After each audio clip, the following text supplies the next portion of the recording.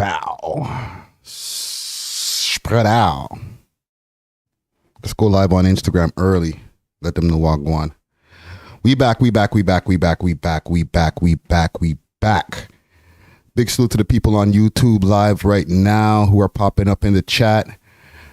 Early live going on today. Big salute to the people on Instagram that I've just opened up right now.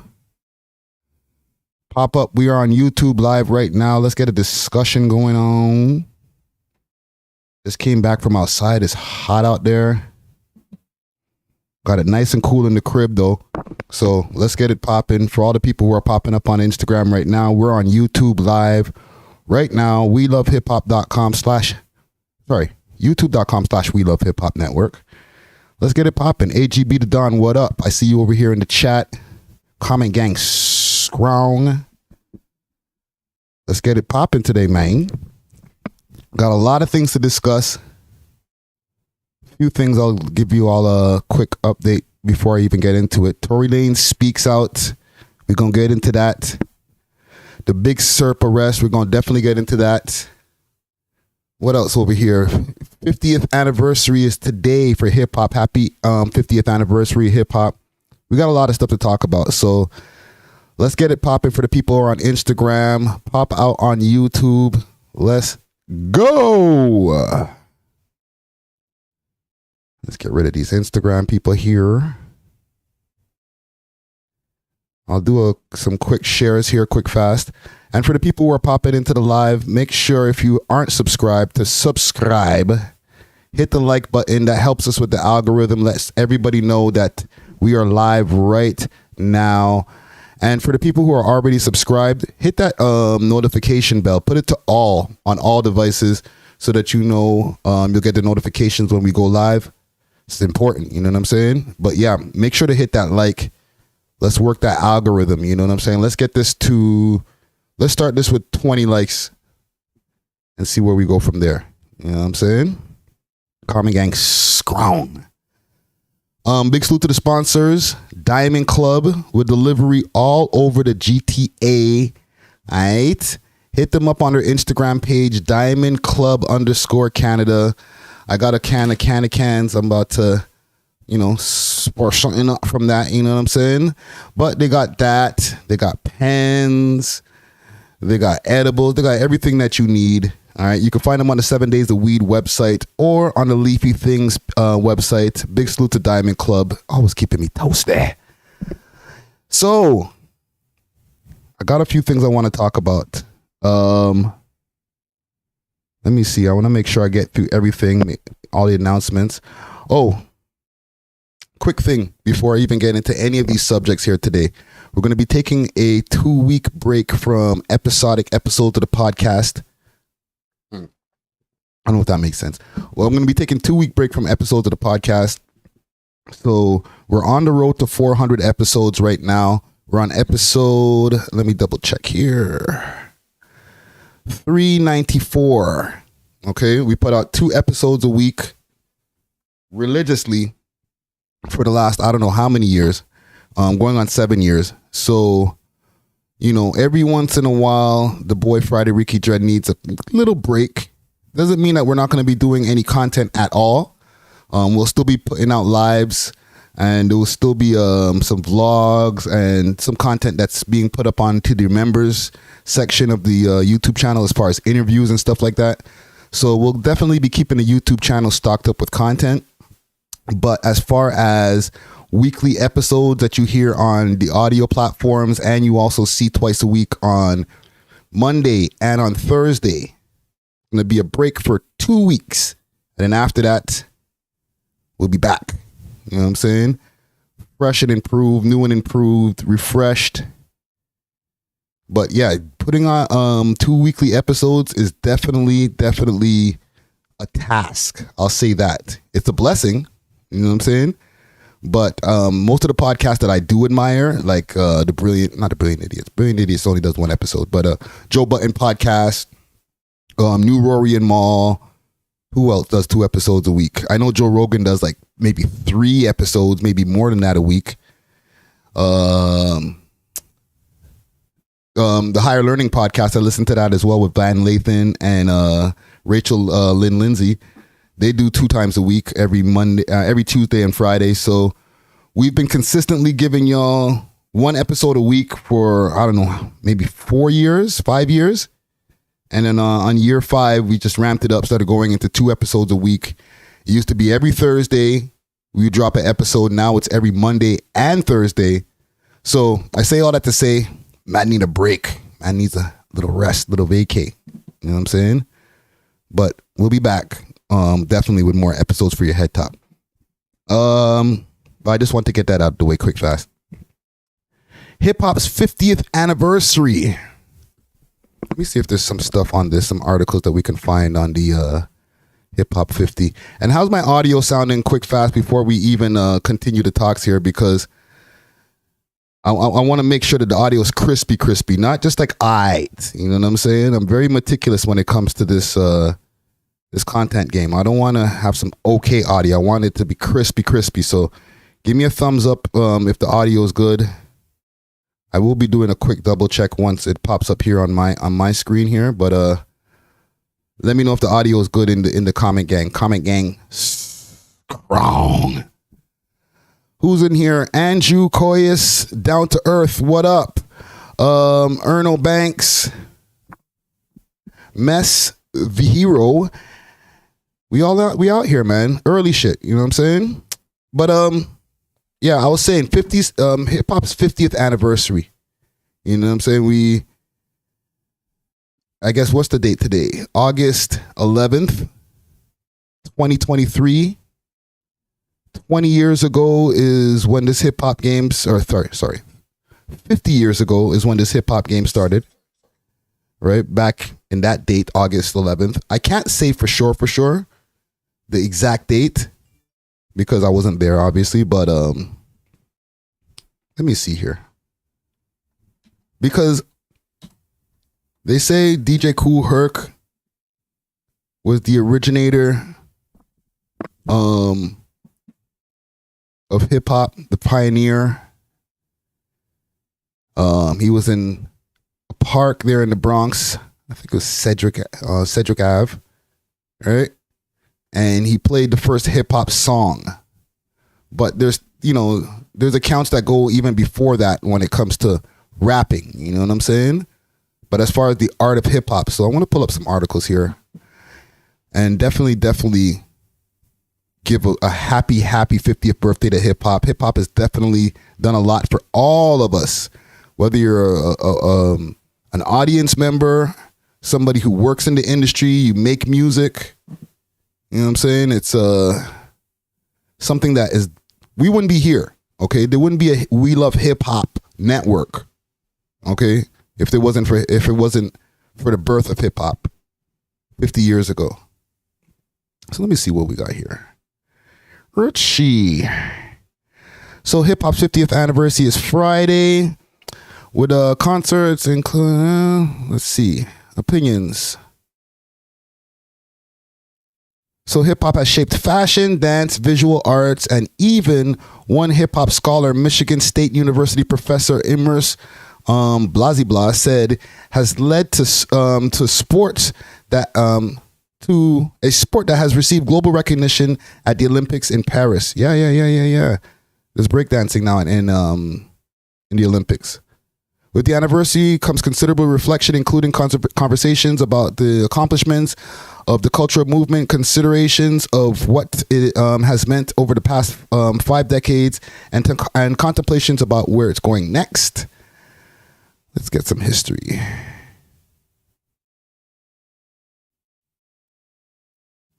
Let's get some history here. Listen, I'm old enough to be almost as old as hip hop. I ain't gonna lie to you. You know what I'm saying? I was around back in the days when I was in high school when they used to be like, oh, you listen to rap? That's funny. That's not gonna last. Like, that was a quote. I heard that many times. Okay? In high school, I guess junior high to over here, but in high school, in Montreal starts in grade 7. And they used to be like, what? You listen to rap? They're not even singing, bro. Like they're just talking over the beats. Like, what is that? And they would clown me. You know what I mean? Me and my friends who, the small group of people in our school that was into hip hop, okay? I didn't go to a predominantly black school or anything like that. There was bare white people in my school, right? Yeah, I guess you could tell by the way I talk. Try to be white like that. But like, straight up, like we were on one of maybe 10 people in the school, maybe 10 black people, and then a few other people of color. You know what I'm saying? Salute to my homie Prep, Filipino dude.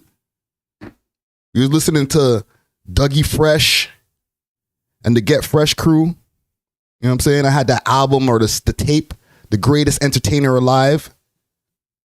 Right? I had my Fat Boys tape back in the days. The Fat Boys are back. And you know we could never be whacked. The Fat Boys are getting ready for the Fat Boys. Right? This is old school stuff I'm talking about. You know what I'm saying? So when we was listening to that, right, they were like, what? You think that this trash, what is it called, rap music? That's a fad, bro. Ain't nobody gonna be listening to that 5 years from now. Like, not just a song, the genre, the whole genre. This is what people used to, the white kids at school used to tell me. Laugh me out the hallway. Who's laughing now?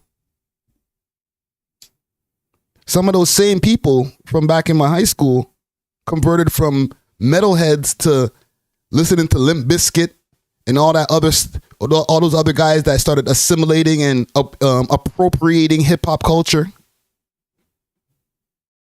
You know what I'm saying? Hip hop has become the most widely consumed genre of all the musics. Y'all remember grunge? That had a little time in the 90s. Came and went. Right? There's still people listening to it, but not on a wide scale. Ain't nobody listening to Whitesnake on a wide scale like that anymore. They out of here. Don't get me wrong. There's legends. There's the Rolling Stones or all these different people, but let's be real. That hip hop is the gift that keeps on giving. You know what I'm saying?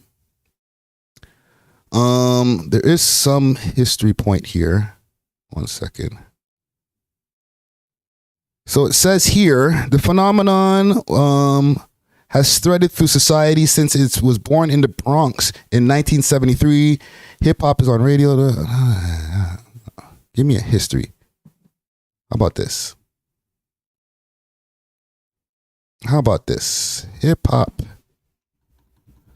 birth. Let's see here.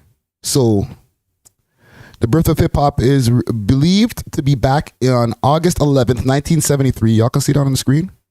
My bad. So, the birth of hip hop is believed to be to date back to August 11th, 1973, where DJ Kool Herc, real name Clive Campbell, and his friends hosted back in a back to school party in the Bronx. 18-year-old Campbell. Hold on, let me get to the rest of the article here.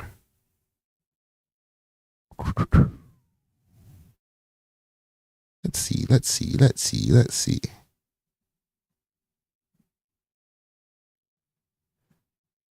And for the people who are just popping into the chat right now, I got a lot of topics to talk about, but I'd be remiss.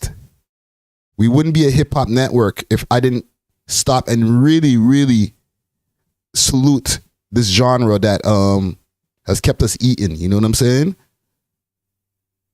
So we doing that. We on that right now. And then we'll get to the bacchanal and all the stupid stuff that happens. You know what I'm saying?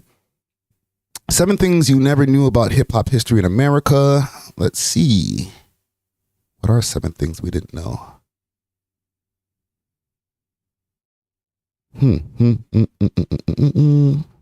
Where's the list?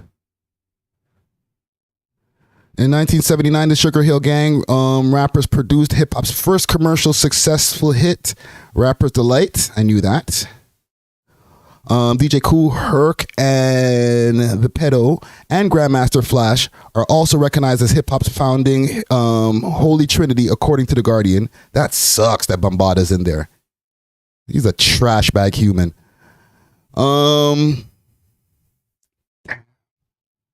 Why Bambaataa got to be mixed up in hip-hop's history like that, man? Such a tragic thing. Like, why I got to read this goof's name? Jesus Christ. That just got me irate right there. Like, you got this dirty human has to be like mixed up in the genesis of this beautiful thing called hip-hop. You know what I'm saying? Who invented hip-hop? The birth of hip-hop is believed to be back on August 11th, 1973, where DJ Kool Herc, back to school party in the Bronx. But according to NPR, hip-hop was the number one, has a number of fathers based on the understanding and knowledge of it. There's DJ Kool Herc and the Pedo again, and the South Bronx, men known as throwing parties around town. The Pedo also led the Universal Zulu Nation, called it organization, in the 1970s.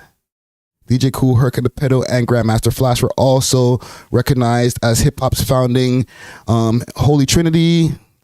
What else? Yeah, I think that's all we need to know, man. Salute to hip-hop, man. I think y'all get the gist. You know what I'm saying? As a former rapper, catch me on Spotify. This is something that people dream of getting into. You know what I'm saying? We have a whole hip hop network here because we got bare rappers who want to be the top guy. You know what I'm saying? Who want to be the bare people who want to be rappers. You know what I'm saying? You go watch the TV and you're like, I don't want to be a lawyer or a doctor. I want to be a rapper. Are you crazy? You know how much money those guys? Do you see his chain? Like, hip hop has really fed people and brought people to prominence. Like, Jay-Z is part of the NFL. You know what I'm saying? Keep that in mind. He's not just a rapper no more. He used to be a crack dealer, and now the man is like, went from being a platinum selling rapper to now being part of the NFL and, you know, having Dr. Dre and all them performing at the Super Bowl. Hip hop's come a long way, especially if you were there from the jump. So I gotta salute it. You know what I'm saying? But yeah, man, big up to hip hop. Happy birthday.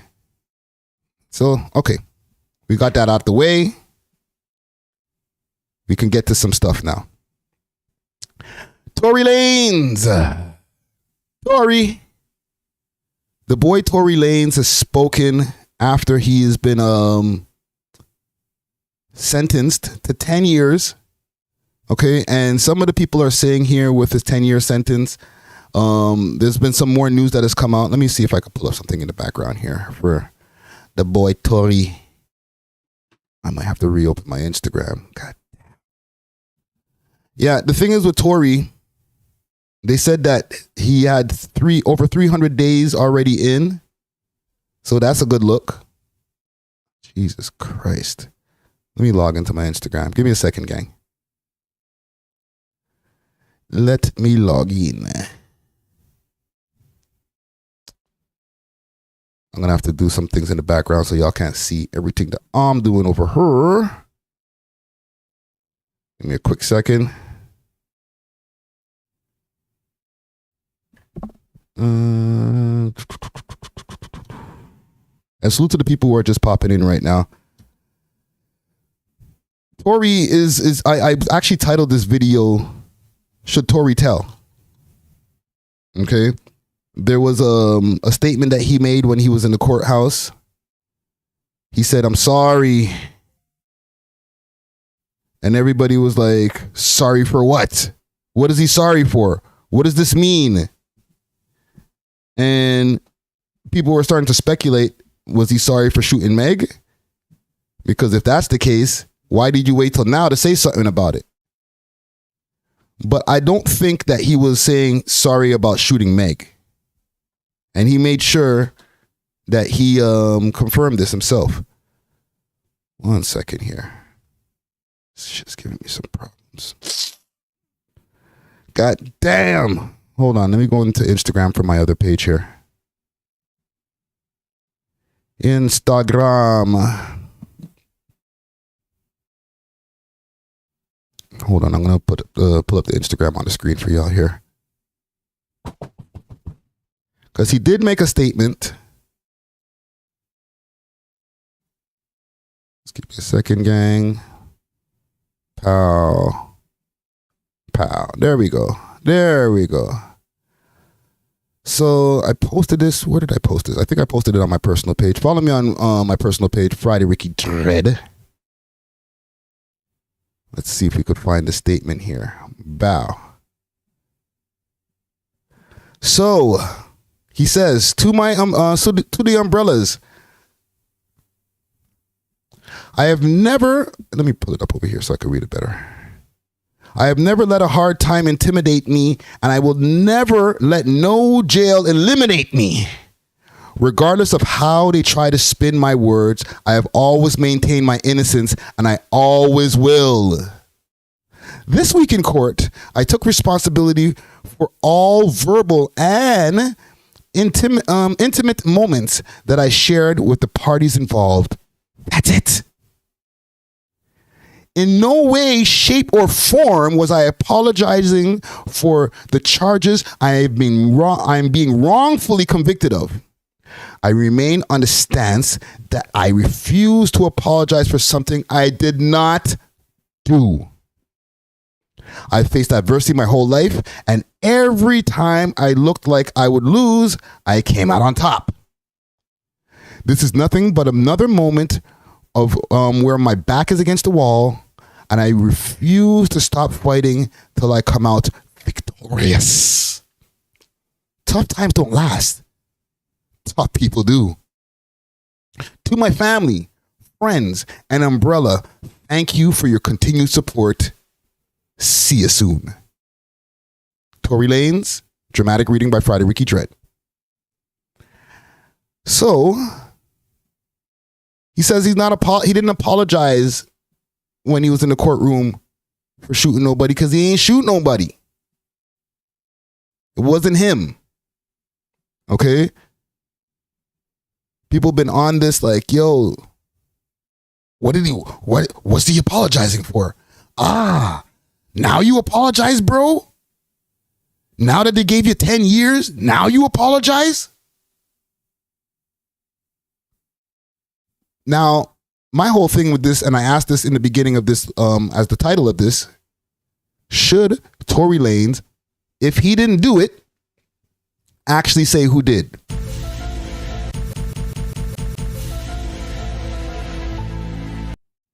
Should he tell?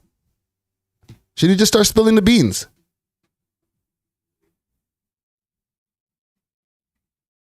Right? I called into Star not too long ago. Let me see if I could pull that up. And listen, I told y'all I was one of the people who sent a letter in as far as character witness and stuff like that. And the right? Because I felt there was a lot of fishy stuff when it comes to this case. Let me switch my accounts here.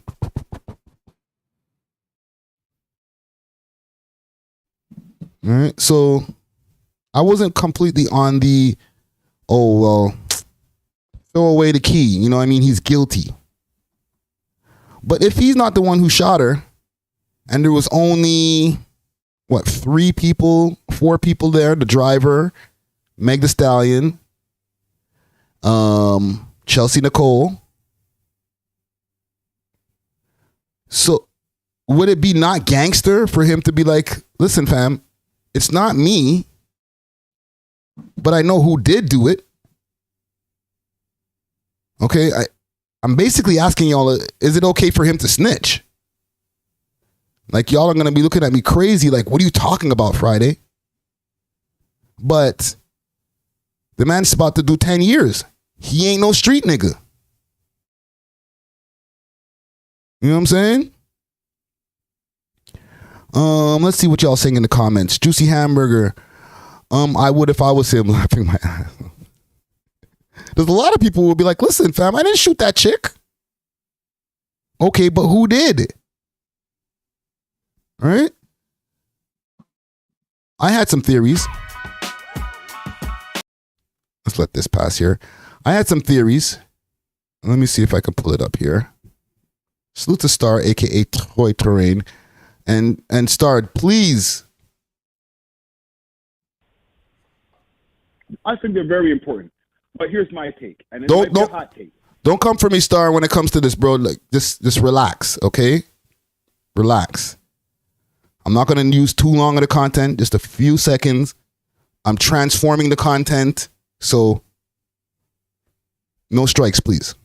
I don't think he shot her. I think her friend shot her. Tory, I think Ricky. Never mind him. Again, what about Megan Pete, a college graduate?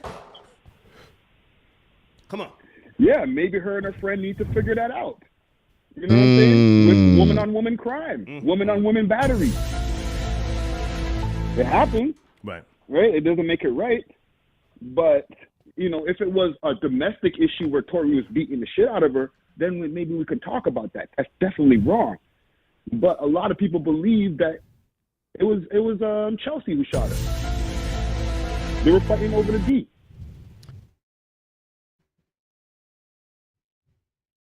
So now, like I say again, she didn't shoot herself, okay?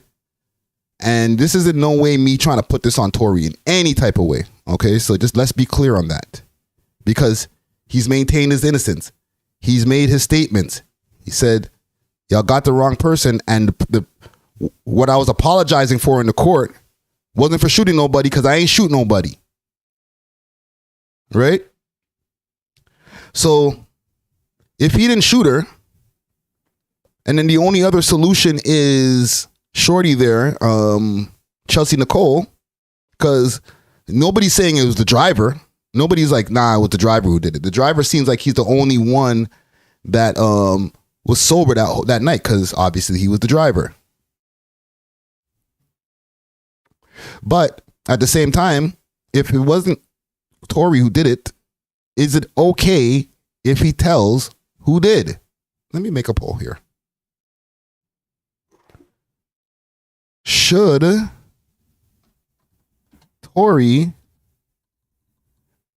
and I guess we can deduce this, we can bring it down to Chelsea would be the only other option for who had the smoking gun, right? Should Tory tell on Chelsea? Is that how it's spelled? Chelsea. Question mark, question mark, question mark. Okay? Triple question mark on that bitch. Should Tory Lanez tell on Chelsea? He's got 9 years and change because of the what he's got going on here. Okay? Everybody's basically on the same page as far as the 2/3 or the 85% or whatever that it comes out to over there in the United States. So we're all expecting him to be home in 7. So let's turn that 10 years or that 9 years and make it 7. Should he do the 7 years for Chelsea? Are they in a gang together? Were they out there doing dirt? I know the rules of snitching, but I'm asking y'all. Okay? And when it comes to entertainers and stuff like that, can those rules be broken? Will it affect Tory if he was to be like, nah, bro, she did it? Now he comes home. Is he selling any records?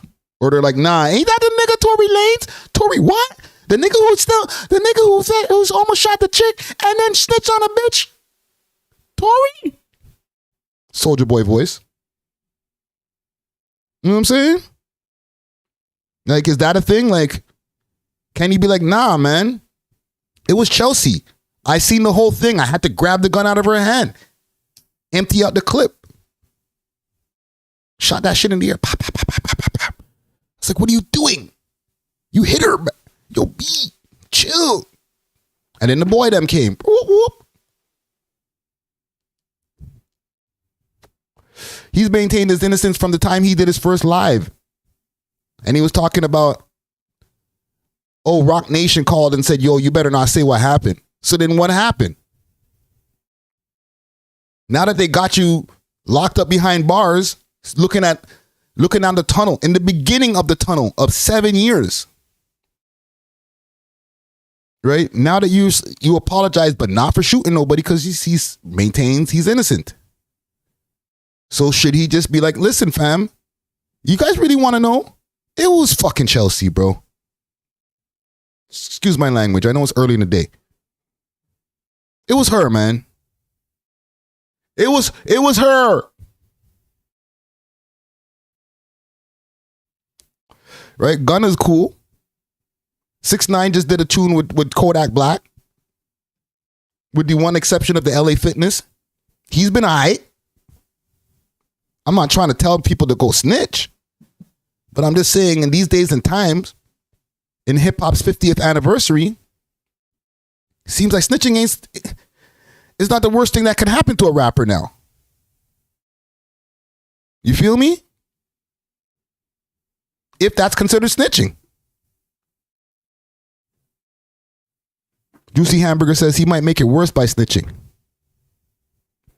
Easy Factor says, just say they tell their mom about everything.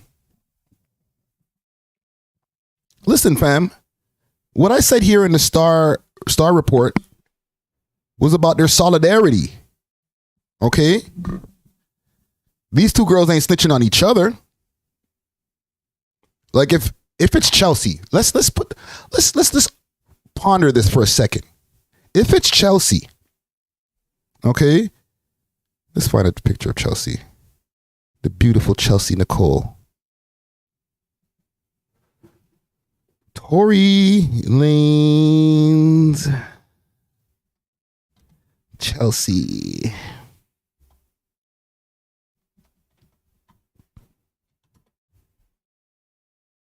Let's find some images of Chelsea here.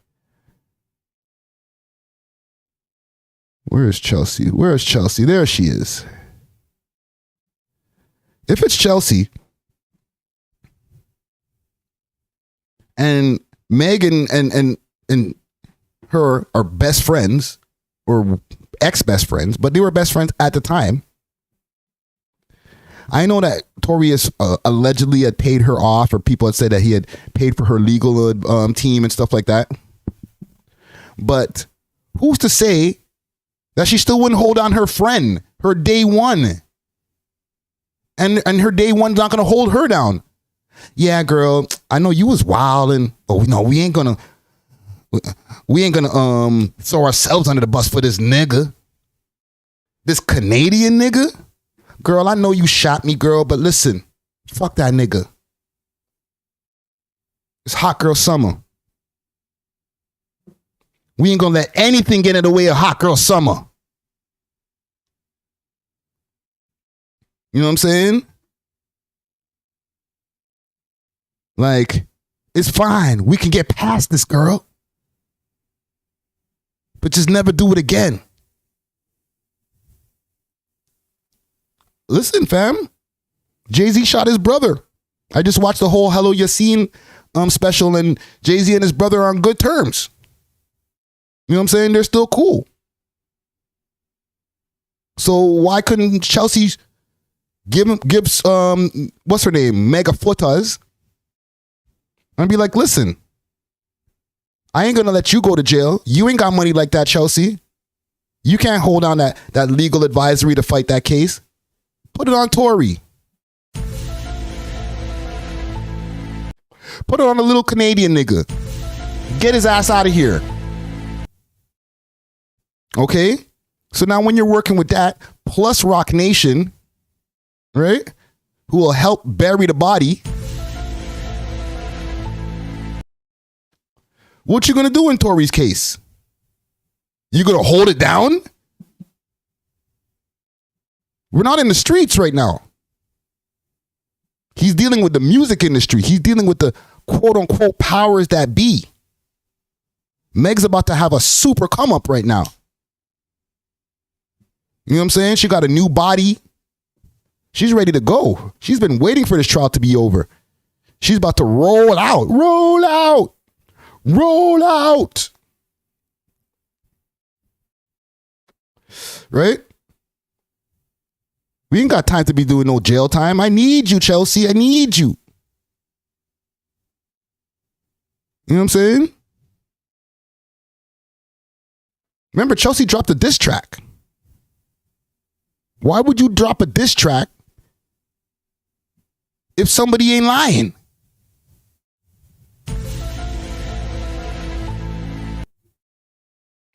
So I'm not going to, listen, with all due respect, prayers to Meg Thee Stallion because she did get hurt. I'm not going to dismiss that. Okay? She caught a footaz. That sucks. That's bad. It's traumatizing. Okay? For anybody who's been shot, they're not going to just forget about that. It doesn't just go away. You know what I'm saying?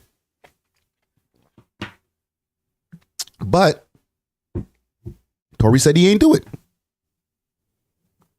Right? Here's the proof right here. Is he too late with this? One more thing before we get off of this Tory Lanez case, because to be honest, Tory, besides whatever happened with in that car, there was a lot more things that went wrong before that happened. So let's not even do that. What could he have done differently to avoid not getting into the situation? Being in the situation, what could he have done differently to avoid getting the time that he has? All right, Common Gang strong.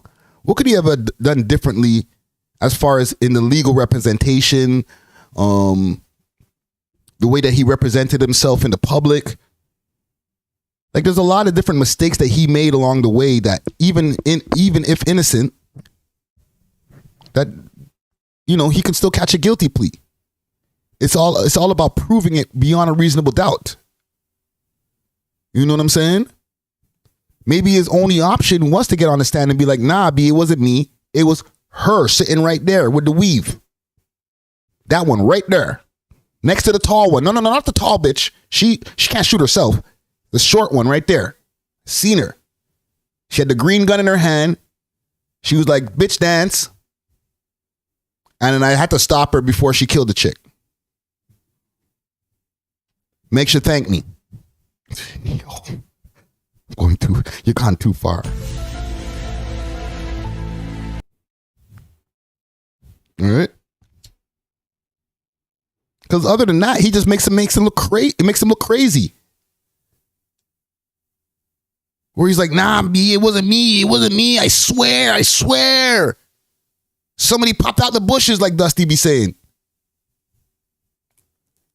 Nah, B, that's unplausible. Or that's not plausible. Right?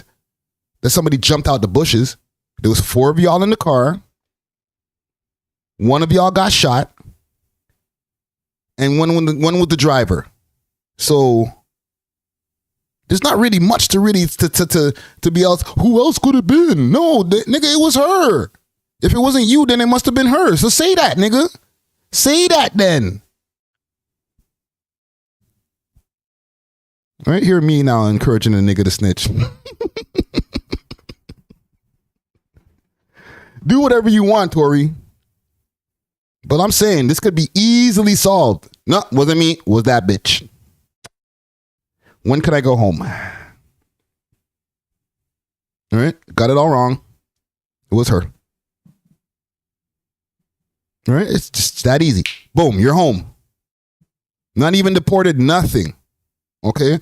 One thing I forgot to mention when I was doing the live a few days ago when it first happened was the fact that he got engaged prior to him getting his sentencing. Okay. He's planning to get married. to his baby mama. Right? I feel like he should have got married already from time. Especially like, and I heard academics talking about this. You live in the States, get married right away. Hold it down. You know what I'm saying? So that when you get a situation like this, you'd be like, nah, B, I'm a citizen, fam. I'm sorry. You're going to have to keep me. All right? Slang he uses says, too late for that now, though. You right. You know what I'm saying? Sim says, free the real, keep the rest. Yeah, man, keep the rest, yo. Keep the diddlers and all them, too. You know what I'm saying? But listen, I want to know. Okay, I'm looking at the poll here. I'm asking, should Tory Lanez tell on Chelsea? Okay, and I'm seeing this vote change in here. We got 13 votes so far. And it's saying 62% yes, 33%, 38% no. All right. Yeah, B. I'm not saying I condone a snitching because I don't. Okay? I've been in these streets. I know how that go. Your name is Dutty for the rest of your life. But I just feel in these days and times and just the circumstances of this specific case, people ain't going to look, and this is just my opinion. I could be wrong. Okay? I'm okay being wrong. But people won't look at Tory in the same way as they looked at a 6ix9ine. He didn't take down a whole criminal organization. You know what I'm saying? He's just not trying to do 10 years for some chick because, you know, he couldn't keep his dick in the right place. Or maybe he could. Like, he was trying to be a player and he got caught up. You know what I'm saying? None of those girls are his wifey. So who cares if he was smashing both of them? Who cares? Let's be real. You know what I'm saying? Yeah, it sucks. Oh my God, I can't believe you did that. Okay, does it end with somebody getting shot? Come on, B. Y'all took it too far. Now I gotta go do 10 years for y'all? Nah, B, it was her.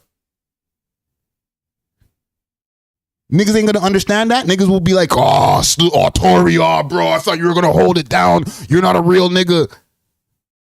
Y'all niggas is gonna take that time for that? Okay. Last thing. Y'all niggas is gonna take the time for a chick shooting one of your chicks. You're gonna hold that for, you're gonna hold it down for her. Right? Nah, B, 10 toes down. You're smashing both of these girls. They get cheesed. Shit kicks off. Big argument.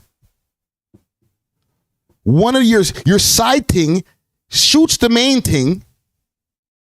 Don't worry, baby. I'ma take these charges for you. Y'all doing that? Lie to me. Go ahead, lie to me.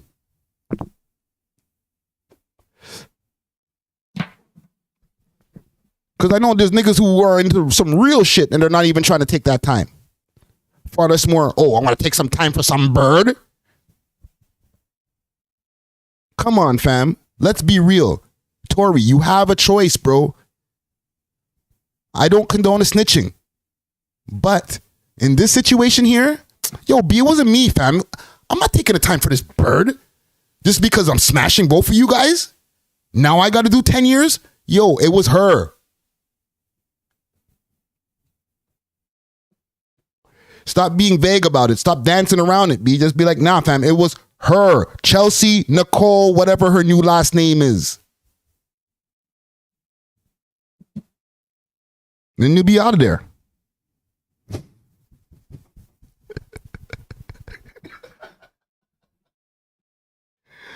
Oh, man. I love playing. Listen, I'm playing but not playing. You know what I'm saying? Because I could see everybody's moral compass just going, oh my God, I don't know what yes, maybe no, but no. Yeah, it's not that easy of a decision. You know what I'm saying? It's not like you're in the car with you and your brethren and you're on the way to go do a drill and then next thing you know, things went left and, yo, who's going to hold it down for the team? No. This is because of a smasher. Because of your side thing. Now you're doing 10 years? What part of the game is that? Sim says, still can't snitch. Still can't do it, man. Niggas is just, nigga Tory's just sitting doing that time like, I know I want to tell on this bitch. Oh. But the streets, they just won't love me no more.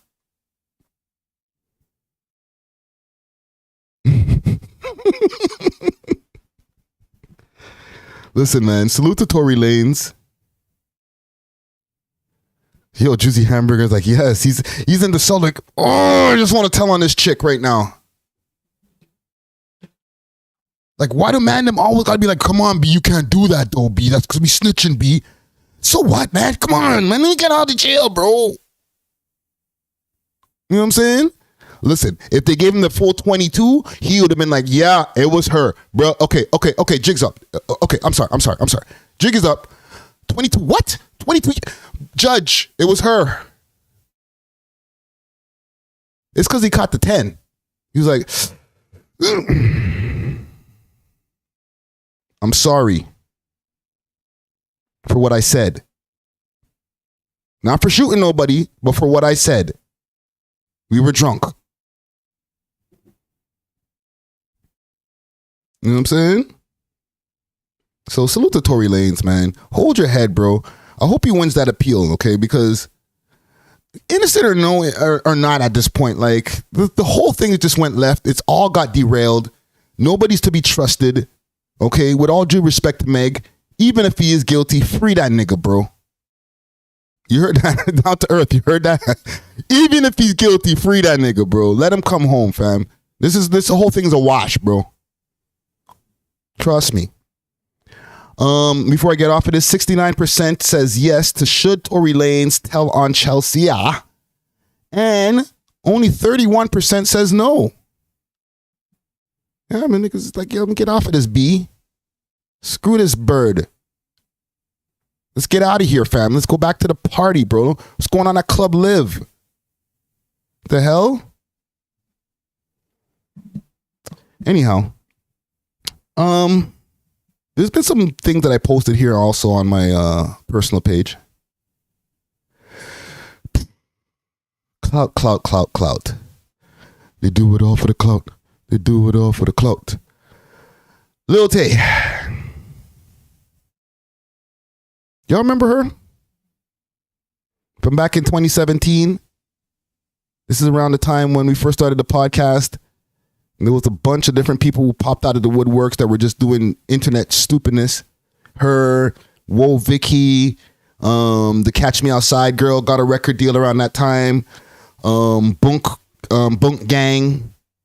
All of these people popped up around the same time. It was like the vortex opened and just internet fuckery just all came out at the same time. Just whatever from the underbelly of the bowels that were just sitting in there, that was just sitting there for too long. Like, you know, when somebody's constipated and you finally let out a big long shit, all of these people came out. Your security team or Danielle Bergoldi's? You don't need to ask dumbass questions. Can I ask you a question? Sure, go ahead. Why your mama make you so ugly? Right? She's part of the poop that Clout she's part of the what Clout pooped out. You know what I mean? So she claimed that her account that is controlled by her parents claimed that she died. And this was a couple of nights ago. This is Friday, so it was Wednesday night when she when the Instagram account posted that Lil Tay and her brother had passed away. Now, one thing also I forgot about this whole one thing I forgot about the whole trash of that vortex of clout that came out. They didn't know it weren't only Americans that came out of that vortex. She's Canadian. Okay? She's from Vancouver. Right? I forgot about that little tidbit. Like when they started bringing her back up in the news stories, they were like, Vancouver rapper. And I was like, what did she ever rap? When did she rap? Did I miss something? But everybody, in quotation marks, rapper. Everybody was shocked. Like national news was reporting this. I'm seeing it on the ticker, on CP24. It's on CNN, all these different places. Influencer and rapper and Vancouver rapper Lil Tay has passed away. And I was like, damn, that's crazy. She's only 14 years old. This like she was 9 when she was doing all that internet stuff. And then I started seeing some stuff pop up. Somebody jumped in my comments. Let me see if I can pop up the comments here. Y'all can see the comments here? Somebody jumped in my comments and was like, no. Let me see if I can find this. They're like, I'm alive. Where is that? Or did you delete that already? It might be gone. Yeah, that comment is gone. So, anyways, there was a comment and it was from this account here. Let me mute that. The account is Charlamange. Okay. I saw this person in my comments saying, yo, I'm alive. And they started posting in their stories all of this stuff. Do not donate to that GoFundMe. My parents control it, and I'm fighting over what me and my brother have built, all while trying to keep us mute and faking our death to tell. So tell Adam22 of No Jumper or Vlad TV I need an interview. We love hip hop too. Now pull up. My parents took over my account years ago and faked me and my brother's the social media. But now that we can emancipate, paperwork is going on through. They know I'm exposing the truth, and I will be back. Me and my brother. Me and my brother. What else? What else? Yeah, so that's pretty much the gist. Okay. I saw that the same night, like shortly after midnight, I started seeing that those things popping up, and I was like,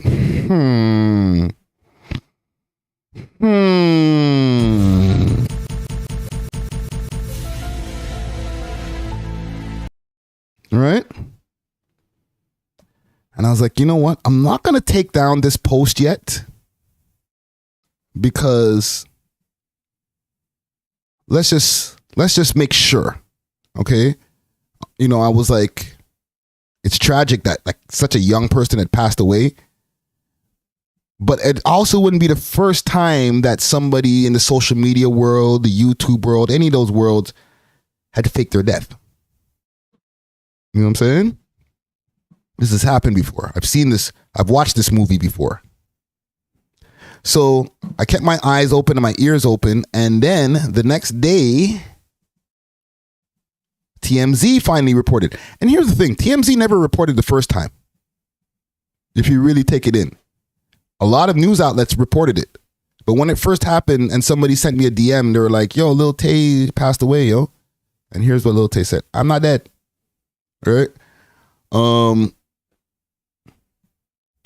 TMZ wasn't one of the first outlets that I seen posted. And usually when somebody passes away, I go on Google, I do a search right away to confirm.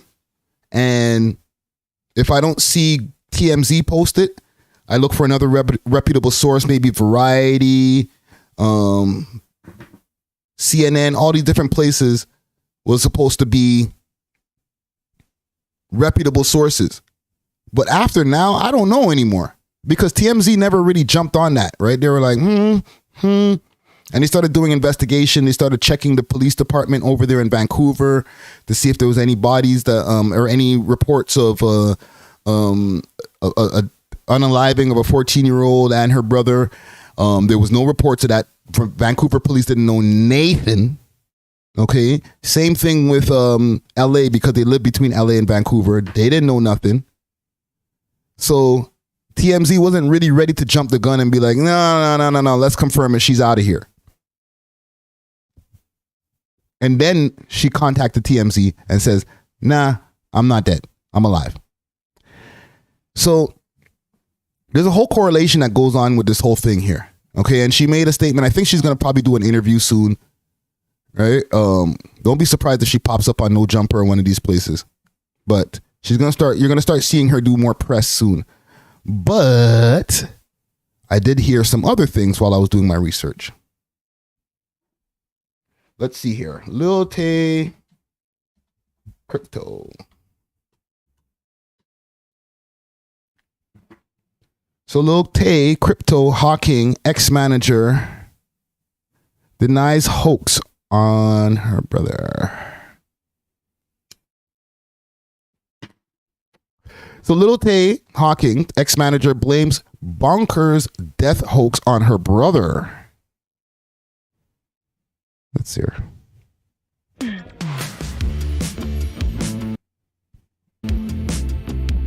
The Last Laugh is a daily... Okay, I'll read it. The bizarre story behind former teen internet star Lil TJ purported death only grew more bizarre on Thursday, with Tay's ex-manager casting doubt on claims that a hacker posted a fake death announcement on Tay's Instagram. The Wednesday post on Tay's Instagram announced that the unexpected death of both Lil Tay and her brother, but Tay, who rose to fame from largely... Okay. However, the ex-manager, Harry Sang, who recently started touring cryptocurrency coins in Tay's name, said he didn't think it was a hack at all. Instead, Sang said he believes that it was an elaborate ruse from Tay's brother, Jason Tian, who was once accused of coaching Tay on what they say is some of the most profane videos that rocketed her to fame in 2018. I believe there was reported that a hacking incident may not have occurred, Sang said in a statement in the Daily Beast, adding, the actions of Lil Tay's brother, renowned for, what's this word here? Propensity to extreme measures, led to the hypthesis. What are these words they're using here? And alternative motives to behind this thing. So let me see, because I wanted to see what the name of their coin is. What's the name of this coin? Let me find the crypto coin here. Crypto coin, Lil Tay Crypto coin.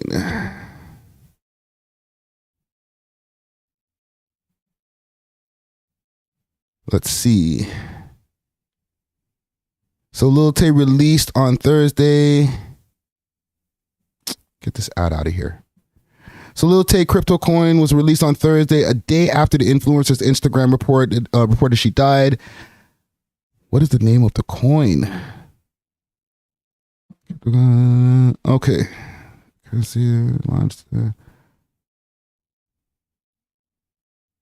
The cryptocurrency called Lil Tay was launched on BNB Smart Chain on Thursday morning. So that was yesterday morning, with a total supply of 100 coins.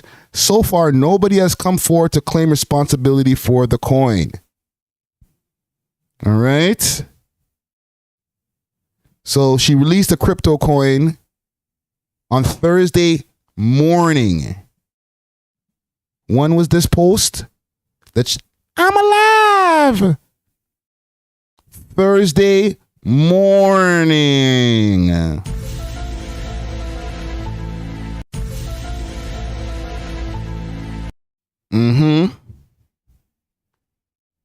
Don't like that shit.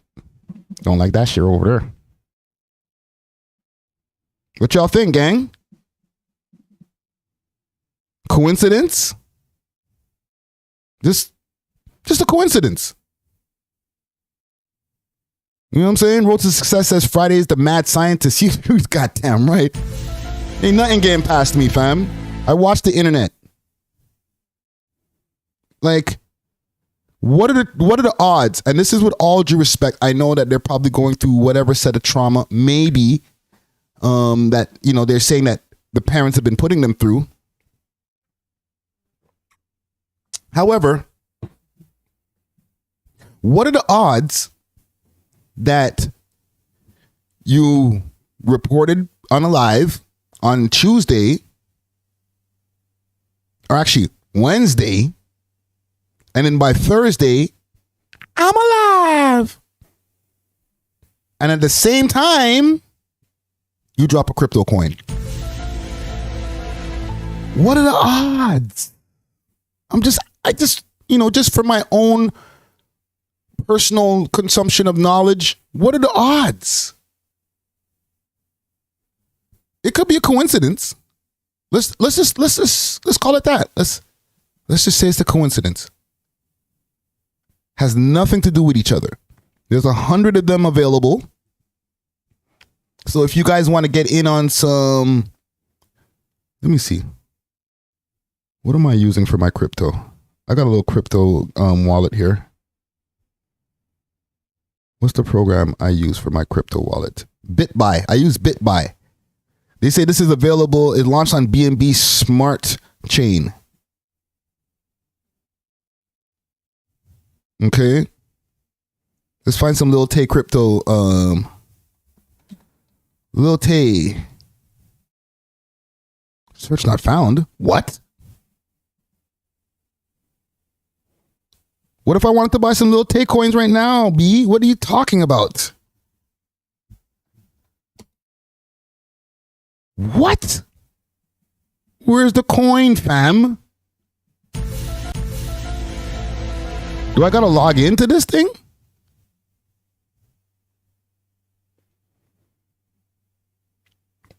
Let's see. Maybe we could just put Lil. Nothing. Maybe I gotta log in. Maybe that's what it is, right, gang? Huh? Maybe I gotta log in. That's what it is. It's not a hoax. No. We're dealing with honest business over here. Maybe she took it down. Or maybe their team took it down. Like, listen, fam, I don't know if this is going to move. This is not a good look. Validate. I don't even want to sign up to this to like check to see what I want. You know what I'm saying? Because I'd have to sign up. Like I told you, I'm with BitBuy. This is BNB Smart Chain Explorer. All filters. Let's see, tokens. Tay. Let's put in Tay. No Tay coins. Holy. Listen, if any of y'all went and bought some Lil Tay coins, you might want to go and see if you can do a quick return on that. You know what I'm saying? I don't know if you could like return coins in your crypto wallet. I haven't seen it being able to be done. You might have to just take your loss. You know what I'm saying, gang? Catch 22, what up? She says, and Catch 22 says here, she's fully alive. Her mother staged this. I think it was the brother. Because from what I've been finding out from my research, and it's crazy that I had, this is why the internet sucks sometimes. Like, why am I researching Lil Tay? Like, this is what the internet has me doing. Like, I know this is my job. I'm trying to keep up with everything that's going on in current and trending news and all that type of stuff. But like, Lil Tay, you got me researching you. Like, I didn't give a shit back in 2018. So now I'm researching you to see what's going on. Like, come on, bro. Like, these clout demons, man. Like, there's actual people with talent that we could be researching what they're doing. But here you are clogging up all the internet time. I'm alive, I'm dead. I'm alive, I'm dead. Like, come on, bro. Come on, sis. You bugging. I know there's a lot of other outlets that were like, yo, I'm going to take it easy. She's a young... Yo, man, then the brother needs to fix up, fam. Because you faking your death is never a good look. No matter how much clout that they may be able, and they're on a new cycle now and Ray Tay Tay, nobody's ever going to get over, oh, you faked your death. Oh, it's fine. Anytime that we do remember her again, it's going to be like, hey, wait a minute. Wasn't that the girl and her brother who faked their death? Oh, yeah. Oh, yeah, I remember her. What did she used to do again? So salute to Lil Tay. I'll salute Lil Tay because she's a youngin'. She's probably just like following whatever they want her to do. And she's just like, I just want to go play. And they're like, no, clout. We need more clout. Do something. Dance. More clout. Clout. You know what I'm saying? Get the power up after you gobble up a bunch of clout. But yeah, man, salute to her. And I feel there's some manipulation going on here. I got some more news stories here. Let's take it back to Toronto because she is Canadian. Big Suurp. For the people who don't know who Big Suurp is, he's a Toronto rapper. He has a series of music videos and songs out.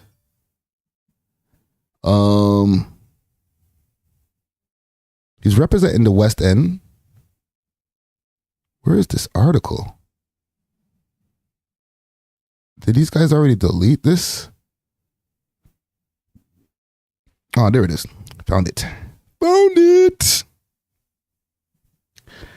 Now, the last time that we heard from Big Suurp, he was one of the people that was in that incident with the whole Keep Six Solid thing, right?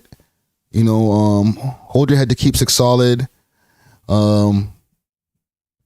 He was doing a Solid 16s recording for the Solid 16s series that they have on their YouTube channel. And they had a bunch of people in attendance, including Big Suurp. And things went left. And he caught a leg us. There's a video that I was showing before when he was recovering. Looked like he was all right. But, and this is from, when is this from? A day ago. He was recently arrested in a bust that had $8 million in seizures. 8 million. Project Mofat. So, Jesus Christ. Man's be rolling. Like, listen, if, allegedly, if he's, has anything to do with this, man's be rolling heavy. But, I don't, it's innocent till proven guilty. Let's see here. What's it called again? Project Mofat. Project Mofat. Charge list. So this is from 2 days ago. What's this page? Net News Ledger. What is Net News Ledger? Can we trust them? Gang? Net News Ledger. Road to success is not 8 million Jamaican dollars. It's probably Canadian. It's probably had some American bills wrapped up in there too. You know what I'm saying? What would that come out in Jamaican? Like $3,000 or something like that? If that. So let's examine here. Massive drug and firearm seizure, Project Mofat investigation.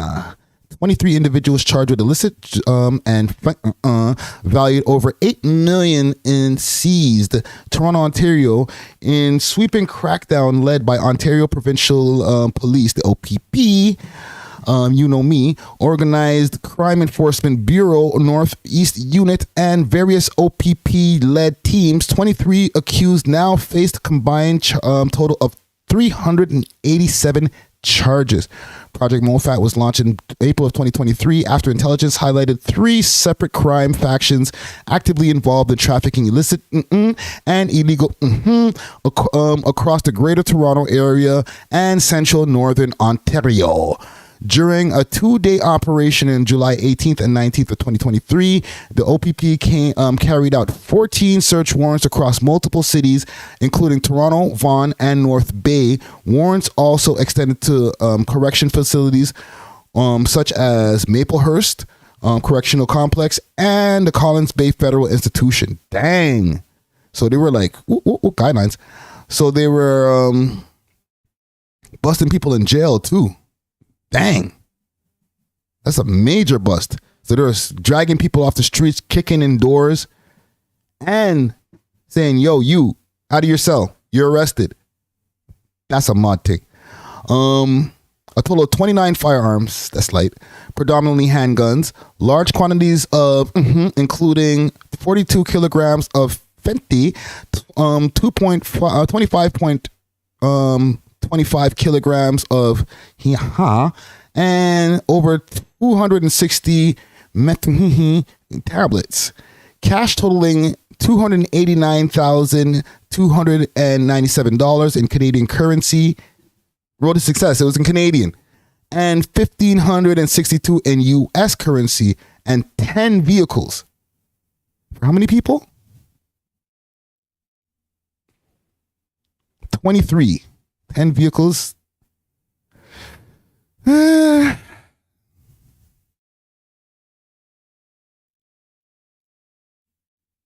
so here are all the charges. List of charges per person. And I guess this is where the blogs got homie's name. Right? The homie Big Suurp. Jeez. This is one of the many busts that go down in this city, but I also feel that this is not the biggest one that has gone down in a while. Like 23 people, 10 vehicles. It's the millions that really got people. They're actually inflating these numbers. I ain't gonna hold you. They're inflating these numbers right here. $8 million in seizures. They made it seem like these niggas are sitting on $8 million in cash, and they were just like, holy, how did you guys make all this money? No, they combined all of the different things that they found, and that's how they came up with their $8 million. They puffed that up like crazy, fam. They're hyping it, man.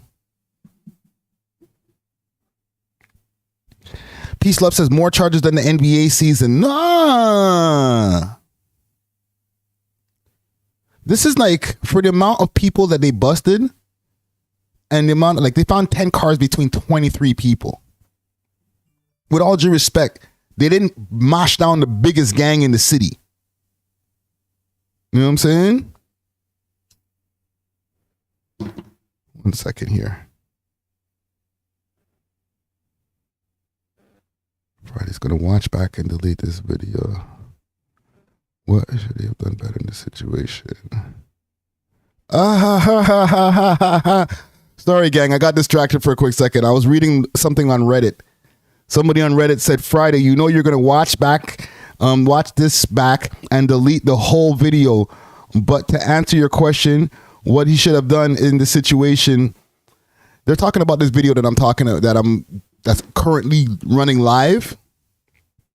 Okay, Papa Skull TV. Yes, we are live right now. Comment Gang strong. All right, they're like, you're gonna delete this because of the question, because of the title. Should Tory Lanez tell? Nah, B, this is staying up. Okay, monetized or not.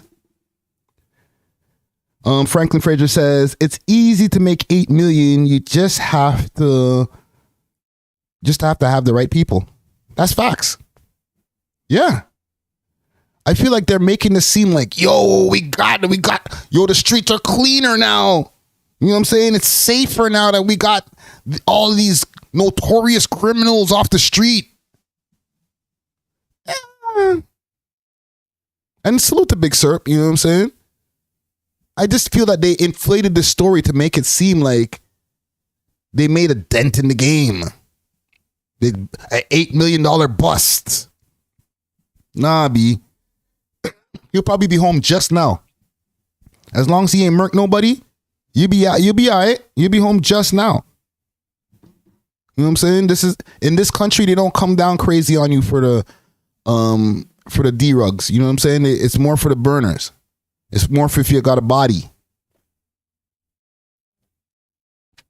Trust me. But salute to Big Suurp right there, man. He's been going through it, man. Holy smokes, bro. You catch a Legos and then you get busted at the same time. Like, he's having a tough 2023. You know what I'm saying? If and when he touches road, like soon, if he touches road soon, pull up, fam. Let's have a conversation. You know what I'm saying? Like, not because you're going through all this stuff. Like, bro, like I feel like you might have been due from time for an interview, and now it's just like, bro, you probably got a lot to talk about. So let's get it popping, fam. It's a big salute to Big Suurp, man. Make sure to hit that like button for anybody who's popping up in here right now. We'll start off with 20 likes. We see if we can on the repost get this popping even more. The likes definitely help in pushing us up in the algorithms and getting us out there. There was one thing I wanted to cover quick fast. Oh, also, big salute to another sponsor I want to big up. Big salute to Steamin' Hot Grabber. Hot Grabber. Okay. I got this grabber dispenser right here. Bada boom, bada bing. Okay. My little grabber shaker. I'm about to ball up something right now, but they got all type of grabber. They got peanut butter grabber. They got, I don't know. I didn't even know they had this many flavors of grabber. You know what I'm saying? And it's hot. Okay. There's the red rose. There's everything. There's the red herring. All right. Hit them up on their Instagram page. Steamin' Hot Grabber. Okay. Tell them the boy Friday Ricky Dread said that y'all got that fuego. Okay. They might give you a little discount. Let's see here. Wax. Brilliant Idiots. Charlamagne the God. I'm going to go a little bit into an American zone for a quick second because y'all ever watch that show Brilliant Idiots? Y'all aware of who Wax is? He's the bodyguard of Charlamagne the God, or former bodyguard of Charlamagne the God. He'd pop up every once in a while on the Brilliant Idiots podcast with him and Andrew Schultz. Big, tall dude with dreads, really deep voice. He's got his own podcast as well, with this baddie out there, L'Oreal. Okay, they got the show called the Beauty and the Beast podcast. You know what I'm saying? Jay Castro says he's a Brilliant Idiots listener for 9 years. Same here. Okay, that's one of the podcasts that got me into podcasting. Right, salute to Charlamagne, the God. Hasn't been the most favorable over here in the Toronto scene with some of his hot takes, but salute him same way. That's one of my, the people I look up to in the game, and Andrew Schultz. But every once in a while, Wax would come through. Let me see if I can show you a picture of Wax. Wax King.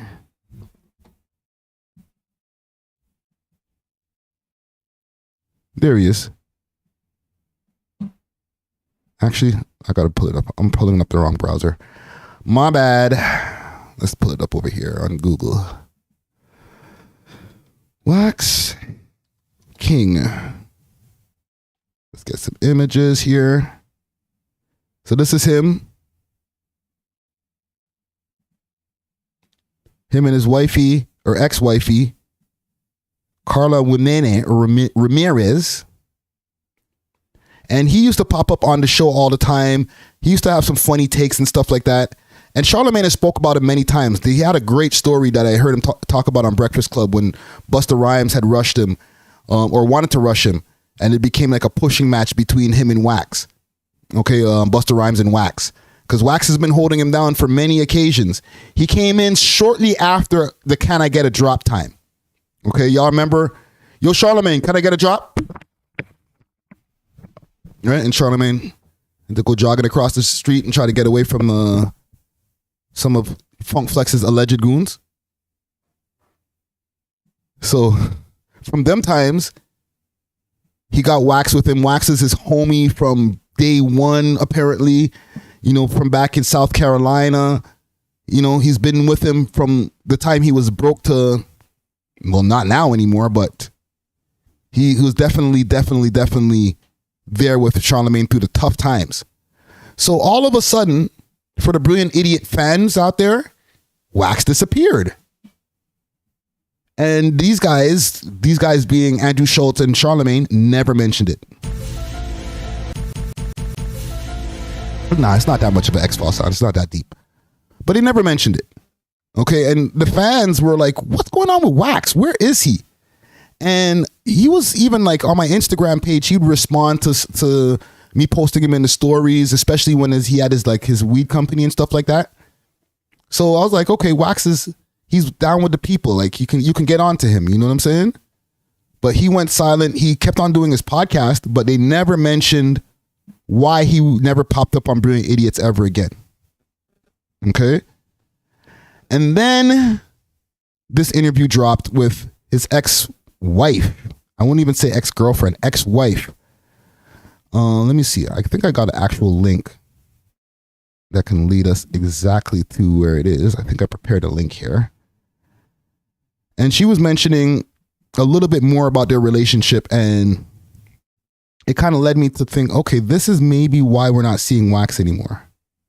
One second. Let me bring this link over to Google. Bada boom, bada bing. There we go. Let's go. Shame of even going out pretending you're okay when you're not.